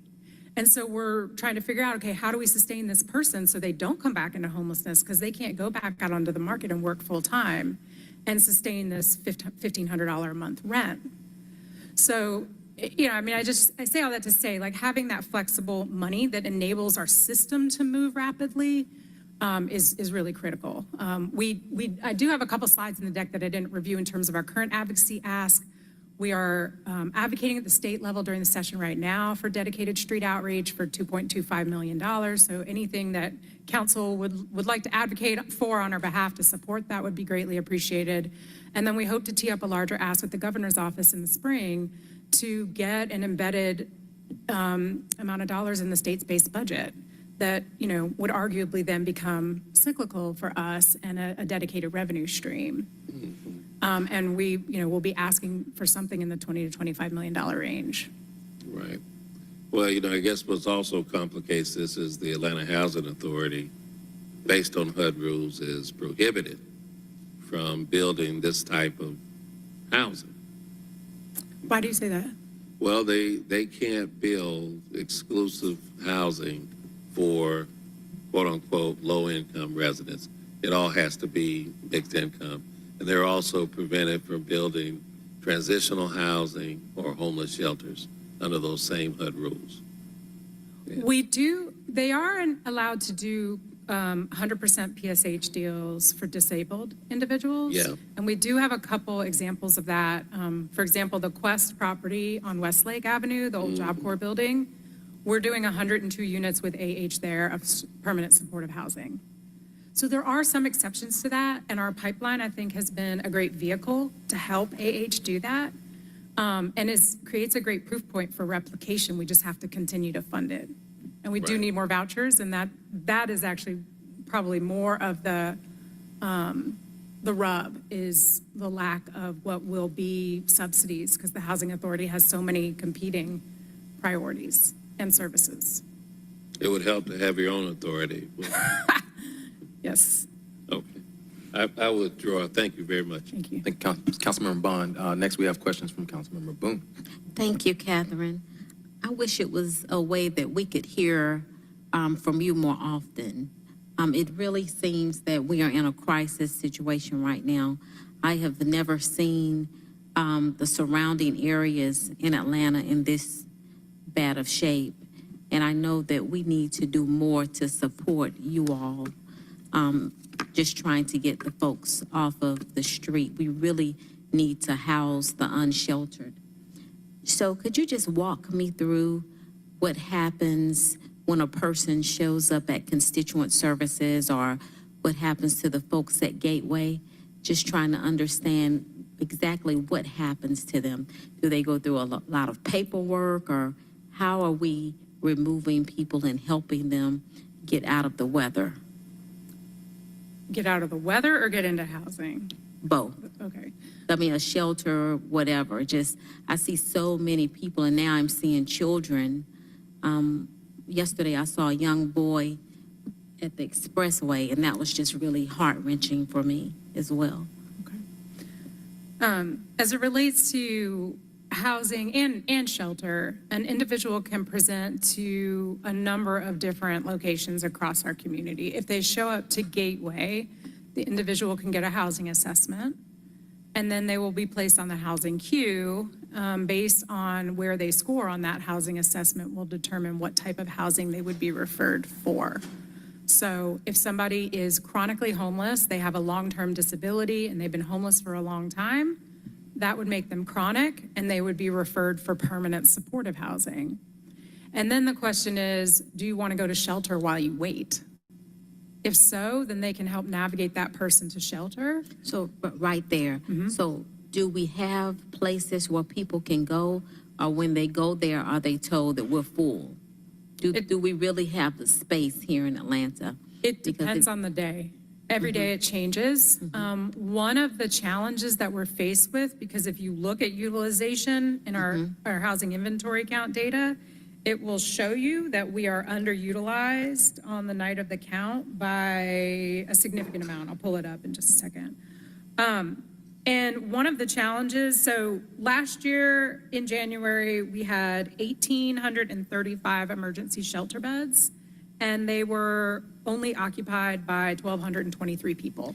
What is your largest shelter right now? What is your largest? Probably Atlanta Mission has the most number of beds. And how many is that?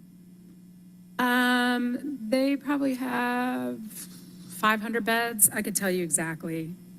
And what's the second largest? I can pull it up and tell you exactly. But probably seems... Salvation Army. Okay. And then maybe City of Refuge and Gateway. So when I ride by Gateway, I see a lot of folks just outside. Is that from not having beds? No, it's a few things. One is their residents go out front to smoke. Raphael has been trying to solve that problem to see if they could utilize the courtyard between their building and the public safety building to allow tenants to smoke there. So that's one issue. There's some people out there that live there already and are just smoking. Another issue is people hanging out and waiting for street feeding or waiting for other unsavory activities like drug dealing. Individuals are getting preyed upon with like check cashing scams. But individuals will concentrate there to access different types of resources and or services that are coming from Good Samaritans on the street. People might be waiting on certain things or waiting for a certain time to access certain things that Gateway offers, like showers, laundry, meals, et cetera. So it's any number of things that is resulting to the number of people that are congregating outside. Do we require ID and paperwork when going into the shelters? No. Well, Gateway doesn't, but I'm not sure off the top of my head if the mission requires ID. I don't think most of our shelters do not require ID to get into shelter, but there are other requirements, like the mission, for example. In general, if you have a severe mental illness or active addiction, you can't get shelter there. So if you have a mental illness, where do we send those individuals? Of course, in my work with the homeless, with you, of course, we used to have the mentally ill in one category, those with drug addictions in another category, and then those that are the working poor that have become homeless, just like you and I could just become homeless. So how are you all lumping everybody together, or are we segmenting them according to their different issues? Right, the latter, which is what I was describing earlier during the assessment process. So the assessment is for that. It is to determine the unique needs and preferences and challenges going on with that individual. And not just determine whether there's a mental health or addiction or whether they will only need temporary support and go back into the workforce and that kind of thing, but also to understand what do they want. and what are they trying to achieve? So it's all of those things, and that determines the next steps and the pathways and where that individual gets referred. So are you all benchmarking going to any other cities, looking at how they are handling their homeless situation? I did see a film a couple of weeks ago where Tampa, Florida is building cottages, small cottages with a kitchen, a bedroom, bathroom, etc. Have you looked at those at all? Are you all looking at other cities? Yes, we look at other cities all the time. Last So year, who is doing it well? Who is handling the situation? Because I Houston- look at it and it's all over the country, not just here. it's everywhere. That is correct. And the nation saw another increase in this most recent point in time count across the country. Houston is really, I think, the North Star in terms of continuing to see year-over-year reductions. So have we gone there to look at it and talk to some of their executives? Because I really, really think that we are in an emergency crisis here. We've got to do something. Homelessness is an emergency, and that is exactly how we reference it, and we need to treat it as such. But we also need to put in the emergency level of resources to be able to do it. We work very closely with Houston. Actually, the woman who was really responsible for the significant system transformation, Mandy Chapman Semple, who was originally with Corporation for Supportive Housing, and she was on loan by them to the then mayor of Houston, then went out and started her own consulting firm. We've been working with Mandy almost since I started. We are working very closely with Mandy's colleague, Heather Muller, who is working closely with Community Solutions, which is another national firm with, that has best practices. They have launched the Built for Zero campaign around veterans that has led to reductions in ends to veteran homelessness around the country. So we're an active participant with that. We just got some money from Community Solutions, and they are providing technical assistance to us for our unsheltered work that's going to be targeted in the downtown area. Dallas is another community that we track and follow. They have started unsheltered work targeted in the downtown area. And so we're getting lessons learned from them in real time, which has been great because Heather and Nate from Community Solutions are on the ground in Dallas as well. They were just here in Atlanta with us doing an all-day planning session on January 16th. And I also sit on the National Alliance to End Homelessness Leadership Council, which is made up of my counterparts from almost every metropolitan city around the country, where we meet monthly and learn from other communities about what they're doing, what, lessons learned, best practices, et cetera. So that is a huge piece of what we do, and we'll continue to do. Okay. I really, Mr. Chair, I would hope that we could hear from her more often, because we need to do more to try to help with this situation. I am being told that we don't have any beds, hardly anywhere in Atlanta for the homeless. And if that is the case, I would like to propose that we look at small cottages, maybe start with 200, because when you look at the Melody, that's what, 30 or 40? 40. That's 40. We need somewhere where we can do 200 at a time. Small places, we need to identify that. Because like I said, I see children out now near the tents, and that's very disturbing, as well as some of the elderly at this time. Absolutely. So, Mr. Chair, I hope we could some kind of way start hearing from the continuum care more regularly, and look at some other things that we could do so that we will not be faced with what we are faced with now, trying to move encampments and folks have nowhere else to go. So thank you. Thank you, Councilmember Boone. Next, Councilmember Westmoreland. Thank you, Mr. Chair. Thank you for your presentation. Someone, either you mentioned or someone asked earlier around barriers. And I was wondering if you could talk a little bit more about that as you look out at the kind of ecosystem as it exists now. Do you see a challenge as it relates to barriers that exist at shelters? And if so, kind of thoughts on how we can address that? The short answer is yes. In reality, the majority of our shelters are privately funded and operated, and they all have their own processes for entry and own requirements for entry.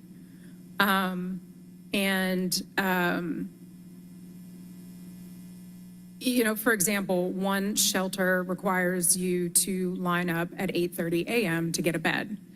We have invited that shelter to participate in our bed vacancy management system, which we built out in HMIS. And they said they can't participate, that people just have to show up.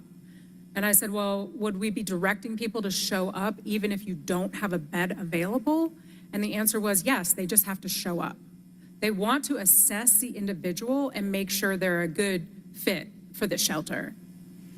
And that is problematic. I mean, as you could imagine, if you were homeless and you had to make a decision of whether to use very scarce resources of whether it's, walking a few miles or a 250 MARTA card that you wanted to use for some other important appointment you had, to have to go somewhere not even knowing whether you had a bed or not.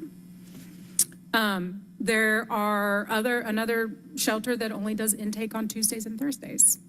And to Councilmember Boone's point, we have said, well, how could you call yourself an emergency shelter? Because an emergency shelter should be available like an emergency room 24/7. And that particular shelter also has medication requirements if you are on, if you do have mental health. And one of the requirements is for somebody with personality disorder. And when I push back to say there are no medications for personality disorder, that's still a requirement. So I do think that some of the rules and requirements are arbitrary. That's just my position, my opinion. From a 10,000-foot view, I have run shelter before, but and I think if you were to ask all the shelters, they would tell you, well, we don't have the staff to serve people who are mentally ill, or we don't have the operational capacity to do intakes overnight. I think there are workarounds, but all of our shelters are to their benefit, being stretched thin, and have all of their own challenges in the work that they're doing. So I'm not trying to disparage any of our shelters, but the reality of them all operating in very different ways with different requirements and niche foci is really challenging. And at the end of the day is what results in it making it feel like there's no beds. Because if I call this shelter at 7 a.m., they're going to say, no, we don't have any beds. You got to show up at 8:30. But meanwhile, they might have 30 beds available. Or maybe 20 people don't come back who I had on the register for last night. And so at 6 o'clock tonight, I've closed my doors, but I got 20 beds open. But my operational process doesn't allow me to fill those 20 beds overnight. Meanwhile, Gateway, has a lobby of 20 people that they could have potentially referred over into those vacant beds. So it's a complicated answer, but I hope that kind of sheds light on why it feels the way that it feels and kind of what the reality is. Thank you.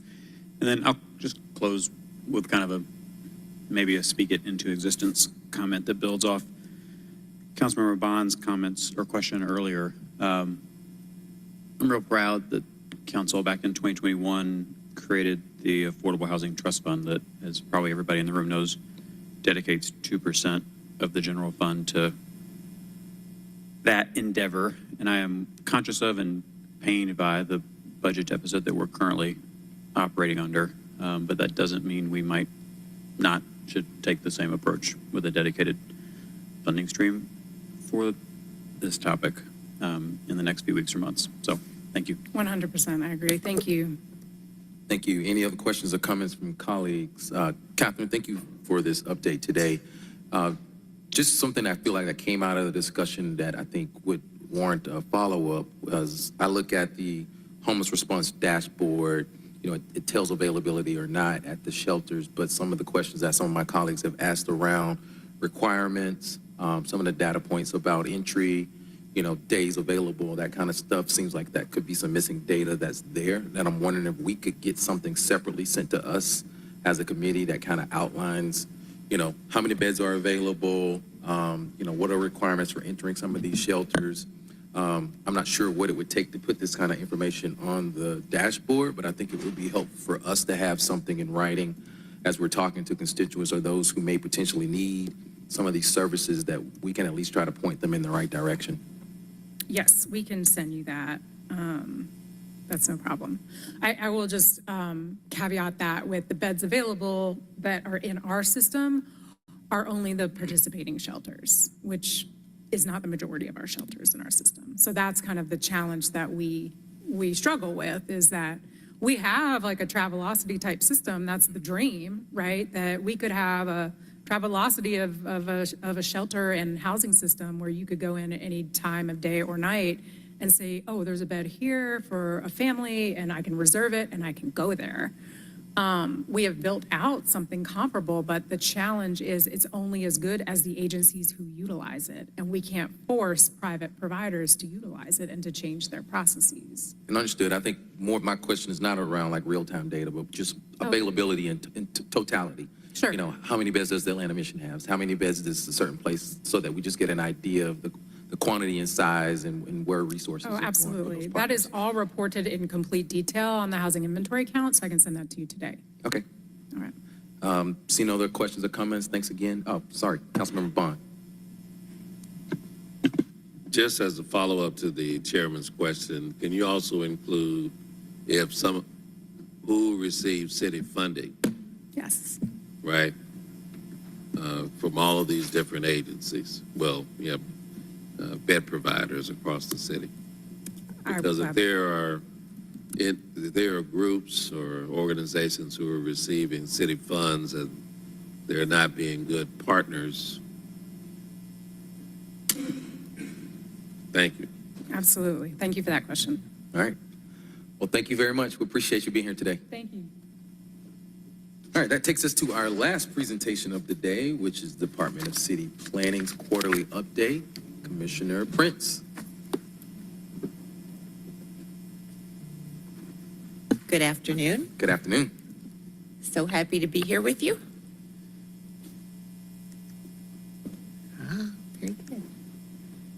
So you all know that we have 4 major initiatives going on right now. The Comprehensive Development Plan, the Zoning Ordinance, the Short-Term Rentals Ordinance, and the Tree Protection Ordinance. And it's a lot to take in. Our NPUs are in the process of hearing about the short-term rentals and party house ordinance and the tree protection ordinance and the administrative variance ordinance that goes with it. It takes a long time to explain those things, so we have set up these webinars so that anyone who is interested can take part and learn about the ordinances and ask questions. We had one of these webinars on Saturday. We're going to have one again this week on Thursday. The one on Saturday, we had 84 people participate in the webinar and another 50 watching on YouTube. So it's great participation and a good way to learn about things. I'm going to go into the sort of the usual stuff we talk about, building permits. And I want you to take a look at this and notice that there is absolutely nothing remarkable about this. We are just moving along at our regular pace, and it's looking like fiscal year 25 is going to be a lot like fiscal year 24. No surprises. That carries through for construction valuation. We're on track to be about where we were in fiscal year 24. And when you break that down by work stream, it's the same way. No surprises. Now, when you look at this one, particularly at the one on the right with the affordable housing, it looks like we're low, but remember, we're only halfway through the fiscal year. I want to bring your attention to the affordable housing tracker because this is it.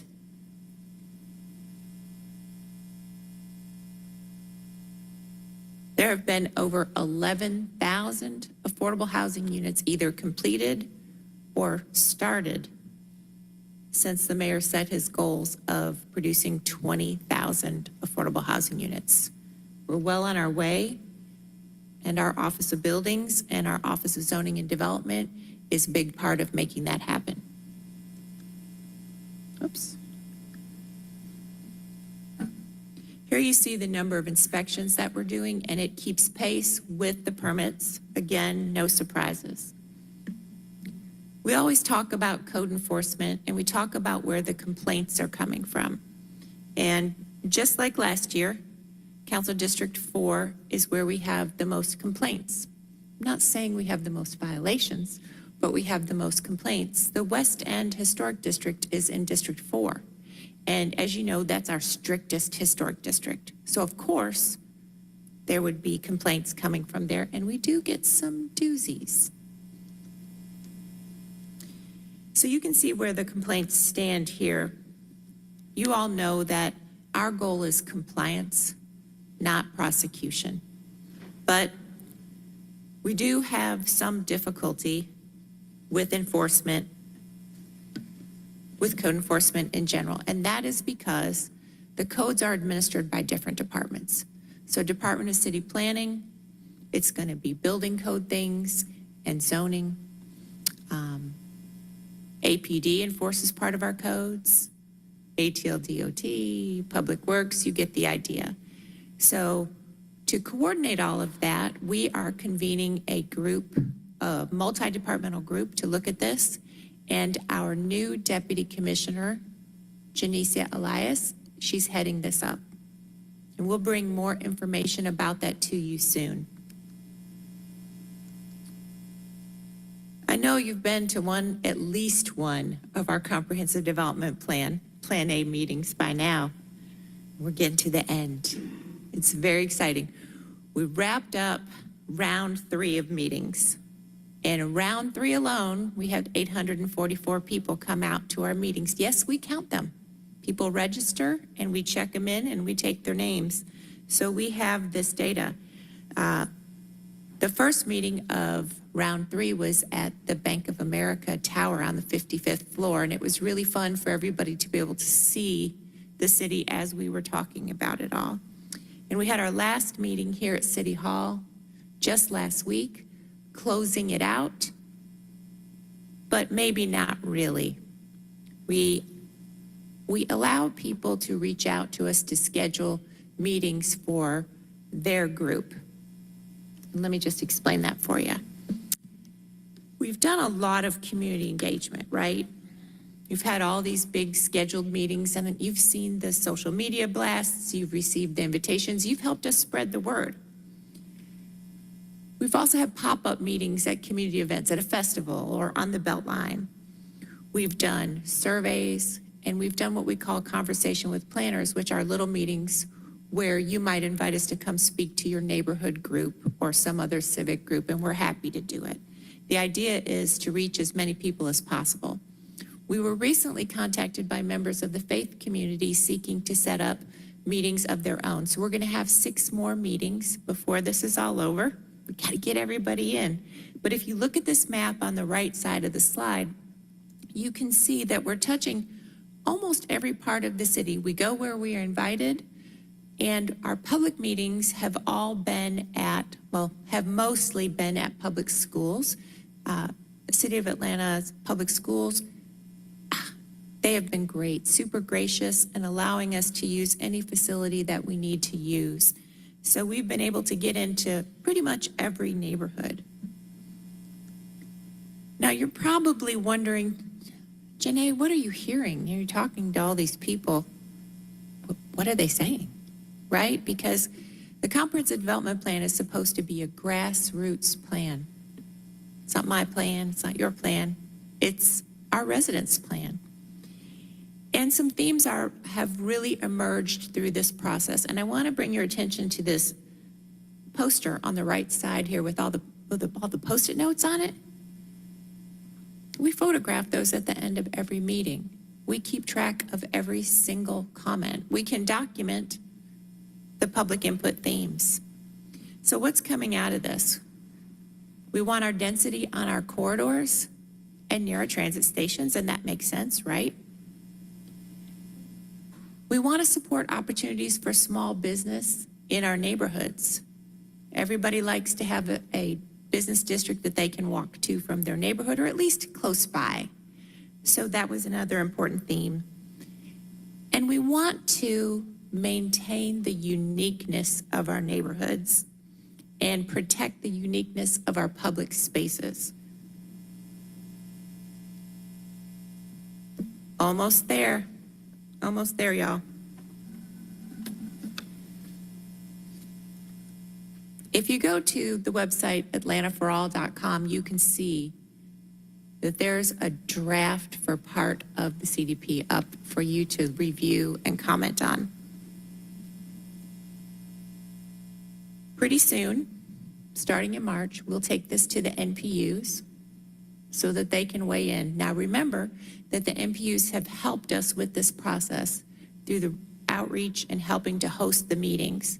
So we'll go to them for one last gut check, make sure we got it right, and then we will be bringing it to y'all in the summer for adoption. And there's information on how to get involved. I know you all know how. The zoning ordinance is the law that brings the plan to life. And we've been working on the zoning ordinance all along, but as you all know, we've had to take pauses because the zoning ordinance has to bring the CDP to life, so the CDP has to be written first. So to that end, here is the next module schedule. You know, we're breaking the zoning ordinance up into modules. Here's a chunk, here's another chunk, and so forth. This is for Module 3 and the Module 3 Q&A. We're almost done. In the second half of this year, we will begin testing what's in the zoning ordinance. So what you have to do is take your proposed ordinance and apply it to developments that are already successful or possible new developments. So this would be working with designers like civil engineers and architects to make sure that everything works in the real world sense. So they will take these new rules and design developments under them to make sure that we're getting the product that we want. In early 2026, we will bring the zoning ordinance to you for final adoption. So if we go quiet in the second half of this year, you'll know that we are meeting with all of the designers, with the engineers and the architects, and making sure that we've got this right. It's very important that the zoning ordinance and the tree protection ordinance and every other ordinance that affects how the built environment comes out of the ground all work together. We have to get this right, so we're going to check it, and we're going to check it again, and then we're going to check it one more time, and we'll bring it to you for adoption early next year. That concludes my presentation. And I'm happy to answer any questions that y'all may have. Thank you, Commissioner Prince. Any questions, comments, colleagues? Councilman Westmoreland. I think so. So the CDP draft is coming in July, but the zoning won't come until the beginning of 26. So we can finish the zoning ordinance once the CDP is completed. And then we have to test it, the beta testing, putting it out to the engineers and architects who bring the plans to us to make sure that it works. So this would be a technical group, a working group that would advise us on making sure everything works together. Okay. So In alignment with the adoption of the CDP in July on slide 18. we will finish the CDP this summer. I'm hoping even before July. Okay, thank you. Well, guess that's no more questions for you today. Wow, I feel a little sad everybody else got more questions. Thank you. All right, thank you for your quarterly update. We do still have a quorum, so we will move on with the communications section of our agenda. Number 1, 25C0017, a communication from Council President Doug Shipman appointing Mr. Leo Bajorling to serve as a member of the Beltline Tax Allocation District Advisory Committee. This appointment is for a term of 2 years. The appointee was not able to show today. I will need a motion to hold. We have a motion to hold by Councilmember Westmoreland. I will second, got a second by Councilmember Norwood. If you'll please open the vote.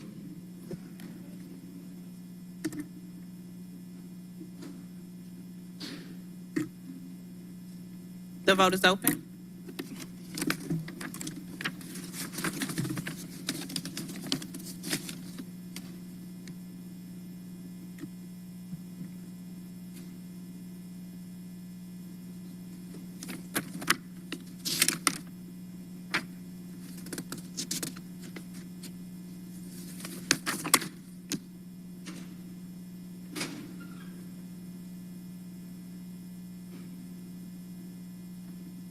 One moment.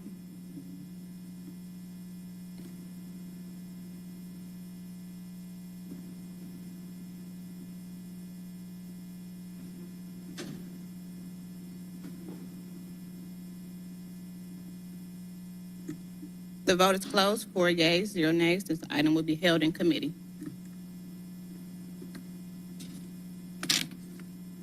So that takes us to the consent agenda, where we have 14 items today. So I hope you brought your water as you read the first read of these 14 CDP items. Okay, item number 2, 25O-1065, CDP 2429, an ordinance by Community Development Human Services Committee to amend the land use element of the 2021 Atlanta Comprehensive Development Plan so as to redesignate property located at 385, 391, 401, 403, and 411 Lindsay Street Northwest from the single-family residential and 389 Lindsay Street Northwest, 380, 388, 392, 396, 404, 406, and 416 Oliver Street Northwest from the low-density residential land use designation to the medium-density residential land use designation and for other purposes. Number 3, 25O-1066, CDP 2430, an ordinance by Community Development Human Services Committee to amend the land use element of the 2021 Atlanta Comprehensive Development Plan so as to redesignate property located at 383, 387, 395, and 399 Haynes Avenue Northwest, and 380 and 384 Andrew J. Harrison Place, and 825 Proctor Street Northwest from the single-family residential to the medium-density residential land use designation and for other purposes. 25O-1067, CDP 2431, an ordinance by Community Development Human Services Committee to amend the land use element of the 2021 Atlanta Comprehensive Development Plan so as to redesignate property located at 2220 Bernard Road Northwest, parcel ID listed, also known as 2226, 2230, 2234, 2238, 2242, and 2246 Bernard Road Northwest from the industrial land use designation to the single-family residential land use designation and for other purposes. Number 5, 25O-1068, CDP 2432, an ordinance by Community Development Human Services Committee to amend the land use element of the 2021 Atlanta Comprehensive Development Plan so as to redesignate property located at 1575, 1575 Rear, 1581, 1590, and 1593 Huber Street Northwest from the industrial land use designation to the very high-density residential land use designation and for other purposes. Number 6, 25O-1069, CDP 2433, an ordinance by Community Development Human Services Committee to amend the land use element of the 2021 Atlanta Comprehensive Development Plan so as to redesignate property located at 243 Skypel Terrace Northwest from the single-family residential to the low-density residential land use designation and for other purposes. Number 7, 25O-1070, CDP 2434, an ordinance by Community Development Human Services Committee to amend the land use element of the 2021 Atlanta Comprehensive Development Plan so as to redesignate property located at 728 Monroe Drive Northeast from the low-density commercial land use designation to the mixed-use, medium-density land use designation, and for other purposes. Number 8, 250-1071, CDP 2435, an ordinance by Community Development Human Services Committee to amend the land use element of the 2021 Atlanta Comprehensive Development Plan so as to redesignate property located at 757 Pierce Street Southwest from the single-family residential land use designation to the low-density residential land use designation and for other purposes. Number 9, 250-1072, CDP 25-2, an ordinance by Community Development Human Services Committee to amend the land use element of the 2021 Atlanta Comprehensive Development Plan so as to redesignate property located at 1215, 1313 Sylvan Road, Southwest, 984, 985, and 997 Cox Avenue from the industrial land use designation to the mixed-use high-density land use designation and for other purposes. Number 10, 250-1073, CDP 25-3, an ordinance by Community Development Human Services Committee to amend the land use element of the 2021 Atlanta Comprehensive Development Plan so as to redesignate property located at 2131, 2135, 2139, and 2145 Donnelly Hollowell Parkway Northwest from the single-family residential land use designation to the medium-density residential land use designation and for other purposes. 250-1074, CDP 25-4, an ordinance by Community Development Human Services Committee to amend the land use element of the 2021 Atlanta Comprehensive Development Plan so as to redesignate property located at 383 Lanier Street Northwest from the high-density residential 0-16 units per acre land use designation to the high-density residential land use designation and for other purposes. Number 12, 250-1075, CDP 25-5, an ordinance by Community Development Human Services Committee to amend the land use element of the 2021 Atlanta Comprehensive Development Plan so as to redesignate property located at 533 Griffin Street Northwest from the single-family residential land use designation to the mixed-use, low-density land use designation and for other purposes. Number 13, 250-1083, an ordinance by Community Development Human Services Committee authorizing the mayor or his designee or the chief procurement officer or her designee on behalf of the city of Atlanta to acquire from the Conservation Fund a parcel of land comprising of approximately 0.19 acres, more or less, of real property located at 1385 Galt Street, Southeast Atlanta, 30315, Fulton County, tax parcel ID number listed, for the expansion of the City of Atlanta Park, commonly and currently known as Chosewood Park, for a total purchase price not to exceed $281,411.48, authorizing the mayor or his designee or the chief procurement officer on behalf of the City of Atlanta to execute all documents necessary to acquire the property, authorizing acquisition, due diligence, closing costs, signage, demolition, site stabilization, and other site development costs to be paid from the Park Impact Fee South account, amending the 2025 General Government Capital Outlay Fund budgets in the Department of Parks and Recreation and Department of Finance, Park South Service District by transferring to and from the various accounts listed, waiving Section 2-1541D of Article 10 of the Procurement and Real Estate Code of the City Code of Ordinances and for other purposes. Item 14, 250-1084, an ordinance by Community Development Human Services Committee authorizing the mayor or his designee to execute a quitclaim deed conveying the city's interest in property located at 1347 Graymont Drive, Southwest, Atlanta, Georgia, 30310, Fulton County tax parcel ID listed, in an amount not to exceed $1.00 to the Fulton County, City of Atlanta Land Bank Authority, doing business as Metro Atlanta Land Bank, for the public purpose of returning the property to an effective utilization status in order to provide permanently affordable housing in the Venetian Hills neighborhood and for other purposes. Item number 15, 250-1085, an ordinance by Community Development Human Services Committee to enter into a First Amendment to lease agreement to modify the lease agreement dated November 28, 2022, entered into by the City of Atlanta and Newport 235 Mitchell Street LP to recognize the change of ownership and name change of the landlord by deleting the name Newport 235 Mitchell Street LP as landlord and inserting Soto 235 Mitchell Street LLC, to extend the term of the lease for one additional period of 1 year, to delete in its entirety and replace sections 12, 13, 20, 41, and 49, and for other purposes. That's the end of the first reads. Thank you.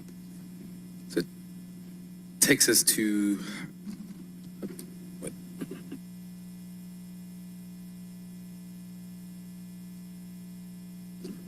You ready? Okay. That takes us to our ordinances for second reading, 250-1055. Mr. Chair, this ordinance has a substitute and the caption changes. May I have a motion to bring forth the substitute? Motion to bring forth the substitute. Second by Westmoreland. If you could please open the vote. The vote is open.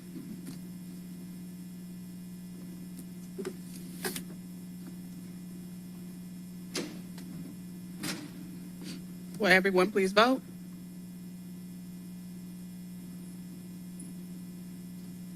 Councilmember Bond.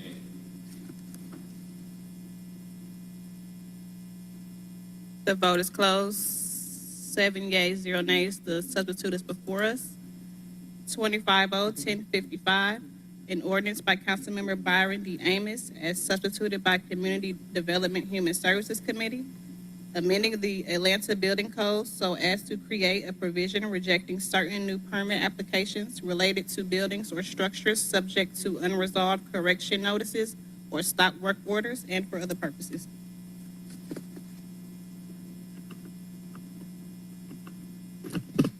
Guys, law, we have Amber Robertson listed here. So I know we updated some language. Planning was asking us to change some of the language here to make them a little bit more comfortable. Just wanted to see if you could speak to any of the changes that were made. Good afternoon, Amber A. Robinson, City of Atlanta Department of Law. I'm unfamiliar with planning's request, so I cannot comment. However, the substitute that you received on Friday of last week has been reviewed and approved by law. Okay. So I will make a motion to approve as substituted. We have a second by Councilman Bakhtiar. If you can please open the vote. The vote is open.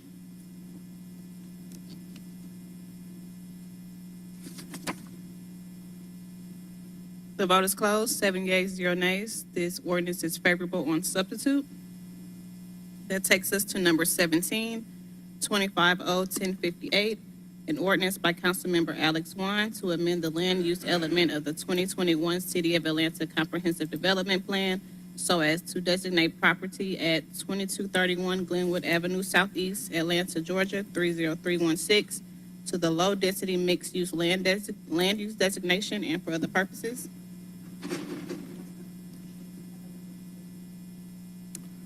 Got a motion from Councilmember Bakhtiar to amend to add her name to this legislation. A second by Councilmember Dozier. If you can please open the vote. One moment.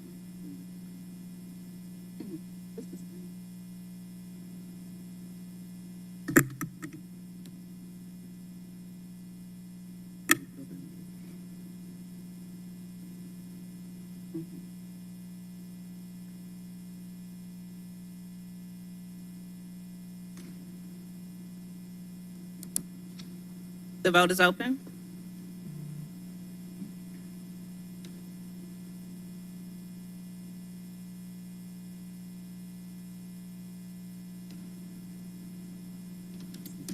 The vote is closed. 7 yeas, 0 nays. This item is amended.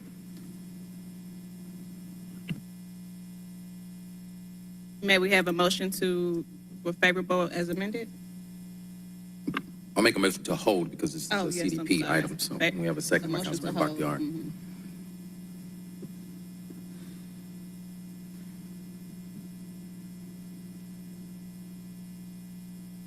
The vote is open.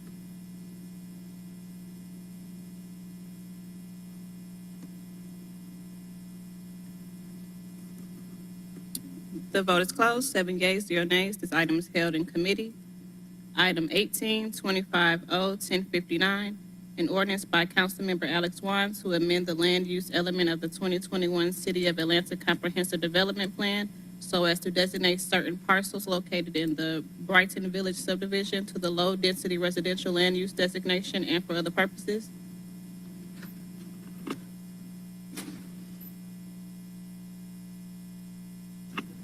Okay, we got a motion to amend to add Councilmember Bakhtiari's name. I will second. If you can please open the vote.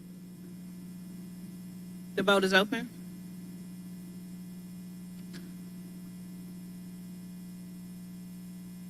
The vote is closed. 7 yeas, 0 nays. This item is amended. There's a motion to hold as this is a CDP item, and I will second.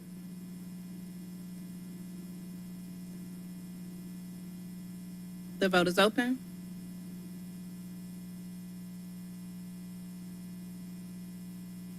The vote is closed. 7 yeas, 0 nays. This item is held in committee. That takes us to resolutions. 25R 3121, a resolution by council members Michael Julian Bond, Jason H. Winston, Jason Dozier, Byron Amos, Antonio Lewis, Dustin Hillis, Howard Shook, Matt Westmoreland, Andrea L. Boone, Amir Faroki, and Alex Wan to request the mayor and the necessary administration staff and departments to conduct a feasibility study and report back to the city council within 90 days concerning homeless, affordable transitional housing, and to create the creation of an authority and specially levy district to address Atlanta's homeless and housing needs, including a review of all available financing tools and for other purposes.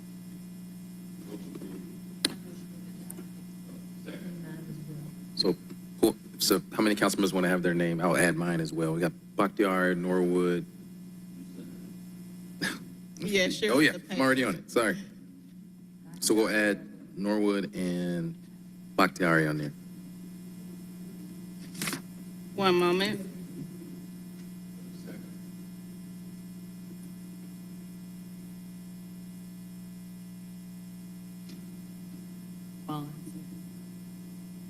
Mhm.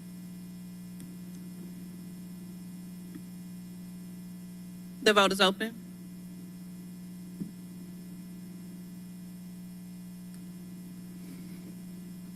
The vote is closed. 7 yeas, 0 nays. This item has been amended. Councilmember Bond? Motion to approve as amended by Councilmember Bond. It's been seconded by Councilmember Bakhtiari. Please open the vote.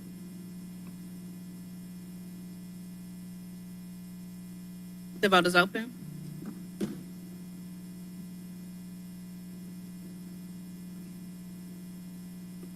The vote is closed. 7 yeas, 0 nays. This item is favorable as amended.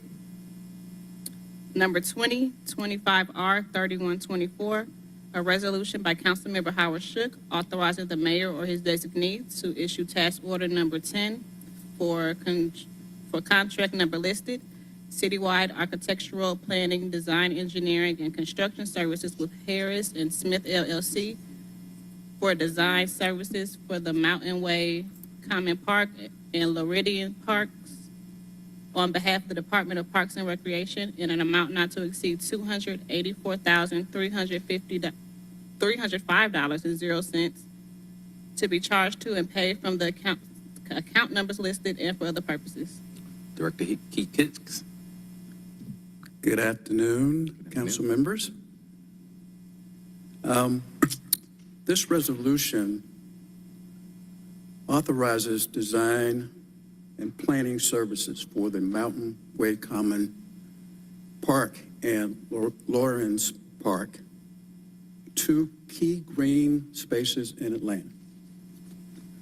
The Department of Parks and Recreation will engage Harris plus Smith LLC through task order number 10 under contract RFP S1210025C to advance park improvements.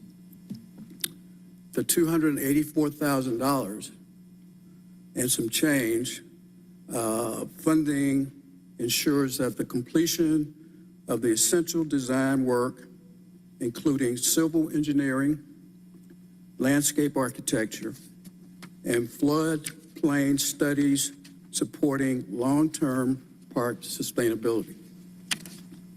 The project aims to enhance the development of Mountain Way Commons and Lardens Park through professional design engineering services.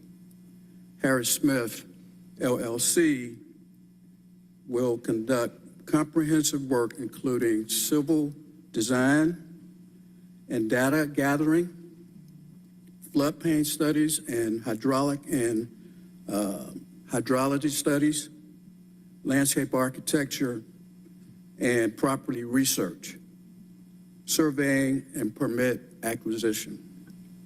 The project will implement the existing master plan and concept drawings for both parks.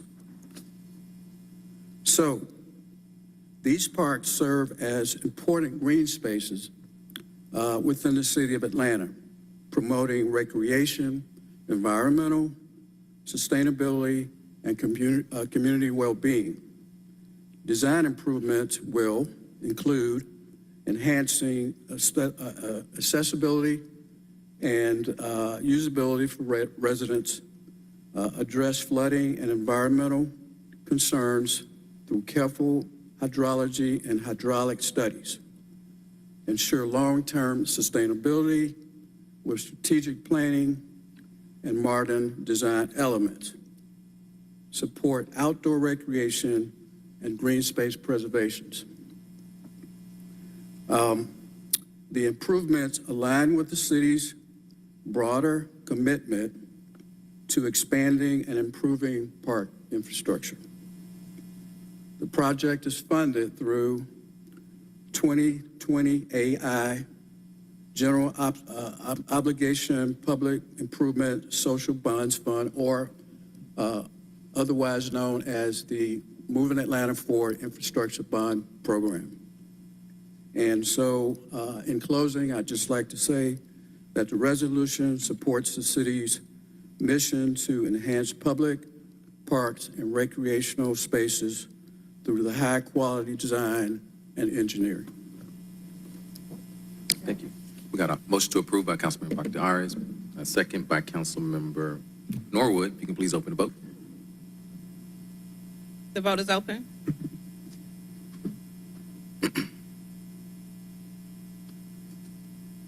The vote is closed. 7 yeas, 0 nays. This item is favorable.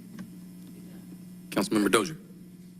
Thank you, Mr. Chair. Mr. Hicks, while I have you up here real quick, just by my bi-monthly ask, what's the update on Winter Street Park? Do we know when we'll expect? So I actually spoke with the contractor today because I knew you were going to ask me about it. They have one of their POs for the lighting, and they are in the process of ordering the lights. We anticipate that that's a 8 to 10 week lead time item, and we're on the verge of getting the second PO for the ADA improvements. Hope to have that within a couple of weeks. Okay, thank you. Yes, sir. Is that it? Thank you. The vote is closed. 7 yeas, 0 nays. That item was favorable. Mr. Chair, just as a point of clarification, the previous item, 25R 3121, is a dual referral, so it'll be going to FEC tomorrow. Thank you. That brings us to papers held in committee. We have 2 items. The first is number 30. 24R 4290, a resolution by Community Development Human Services Committee authorizing the mayor or his designee on behalf of the City of Atlanta Department of Parks and Recreation to enter into an intergovernmental agreement for a joint use of facilities for recreational, athletic, and educational purposes between the Atlanta Independent School System, also known as Atlanta Public Schools, and the City of Atlanta for the purpose of creating a cooperative relationship for the implementation of mutually beneficial initiatives that support APS's students and the city's residents, and for other purposes. Mr. Chair, this item requires a substitute, and this substitute includes the terms of the contract and the intergovernmental agreement. So we got a motion to bring forth the substitute from Bakhtiari. I will second. If you could please open the vote. The vote is open. The vote is closed. 7 yeas, 0 nays. This item has been substituted. Commissioner Cutler, tell us a little bit about this. Good afternoon, Chair Winston and members of CDHS. Yes, today is a big day. This joint use agreement is similar to existing practices, which we currently have more or less a handshake agreement between the city and APS, in which we allow APS to use our facilities and they allow us to use their facilities. This agreement formalizes that handshake agreement and also adds in 6 gymnasiums so that we have additional access, as well as outlines the public use of public playgrounds after school hours and on weekends for the enjoyment of families and neighbors. This also includes all elementary school playgrounds, sports fields, and stadia, which is the plural of stadiums. Also allowing the public access after school and youth all to access all playgrounds, sports fields when not permitted. It also allows access for 6 elementary school gymnasiums near recreation centers without a gymnasium to help us expand our basketball program. So for instance, we have West Manor Park and Anthony Flanagan Recreation Center. This will now allow us to have access to that West Manor Elementary School, so we can now offer more basketball programs because our basketball program is busting at the seams. It also expands access and improves our park coverage without increasing our cost of maintenance and acquisition. Because now, as we think about making sure all Atlantans are within a 10-minute walk of a great public park, now we have Atlantans that may not have a public park in their backyard, but now have access to an elementary school with a beautiful playground, a sports field, and other amenities. So this is a great thing that we're doing. Also, the school board approved this agreement at their meeting on Monday, February 3rd. And this roughly, and in combination, because they get to use our parks, recreation centers, golf courses, indoor pools, outdoor pools, fields, and discounts at our racket centers or tennis centers. This saves roughly the school district about $500,000 a year in rental fees using our facilities. So it's also benefiting our taxpayers by reducing the overall cost of government and using our facilities efficiently. So thank you for your consideration, and that's all I have to share. Thank you. Any questions, comments?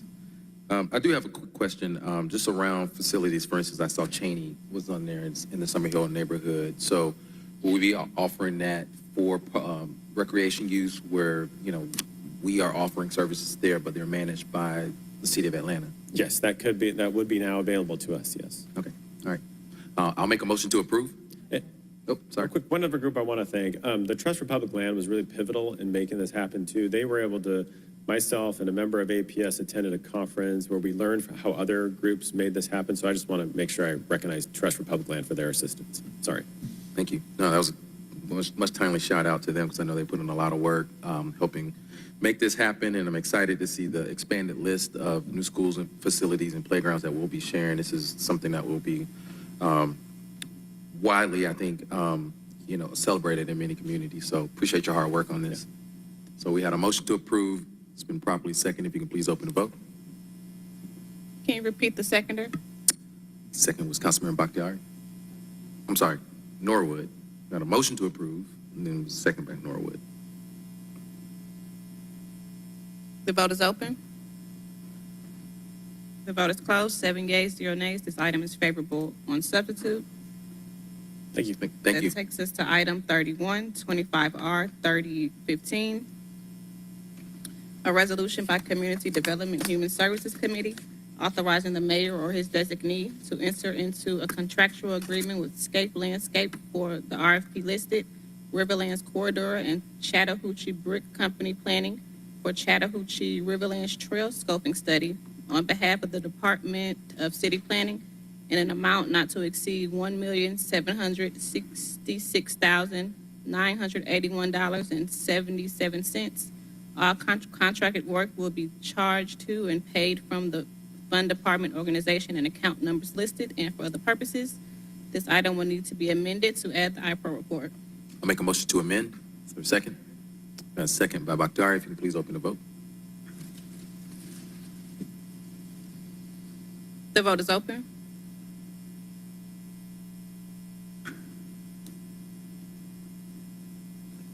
The vote is closed. 7 yeas, 0 nays. This item has been amended. Thank you. That concludes our, we have a We'll need to vote on a favorable. motion to approve as amended, sorry. Gotta say, I know. We had a second by Councilmember Dozier. The vote is open.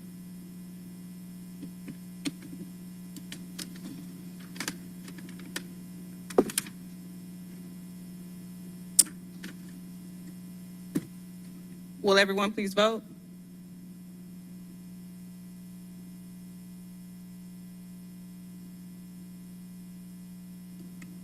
The vote is closed. 6 yeas, 0 nays. This item is favorable as amended. And that brings us to the end of our All right, legislative agenda. that concludes.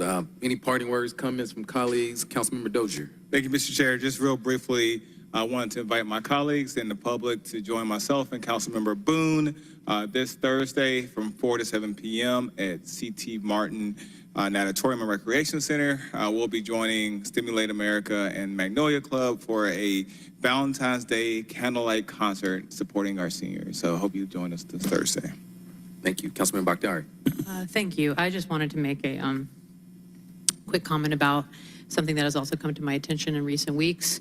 With this presidential administration's attacks on DEI, we're seeing unprecedented attacks. Well, no, these are not unprecedented. The LGBTQIA plus community has absolutely been under attack before. So anyone who is within those organizations, I know Out Georgia and all of the organizations that work with the city of Atlanta are already losing spaces, funding, et cetera.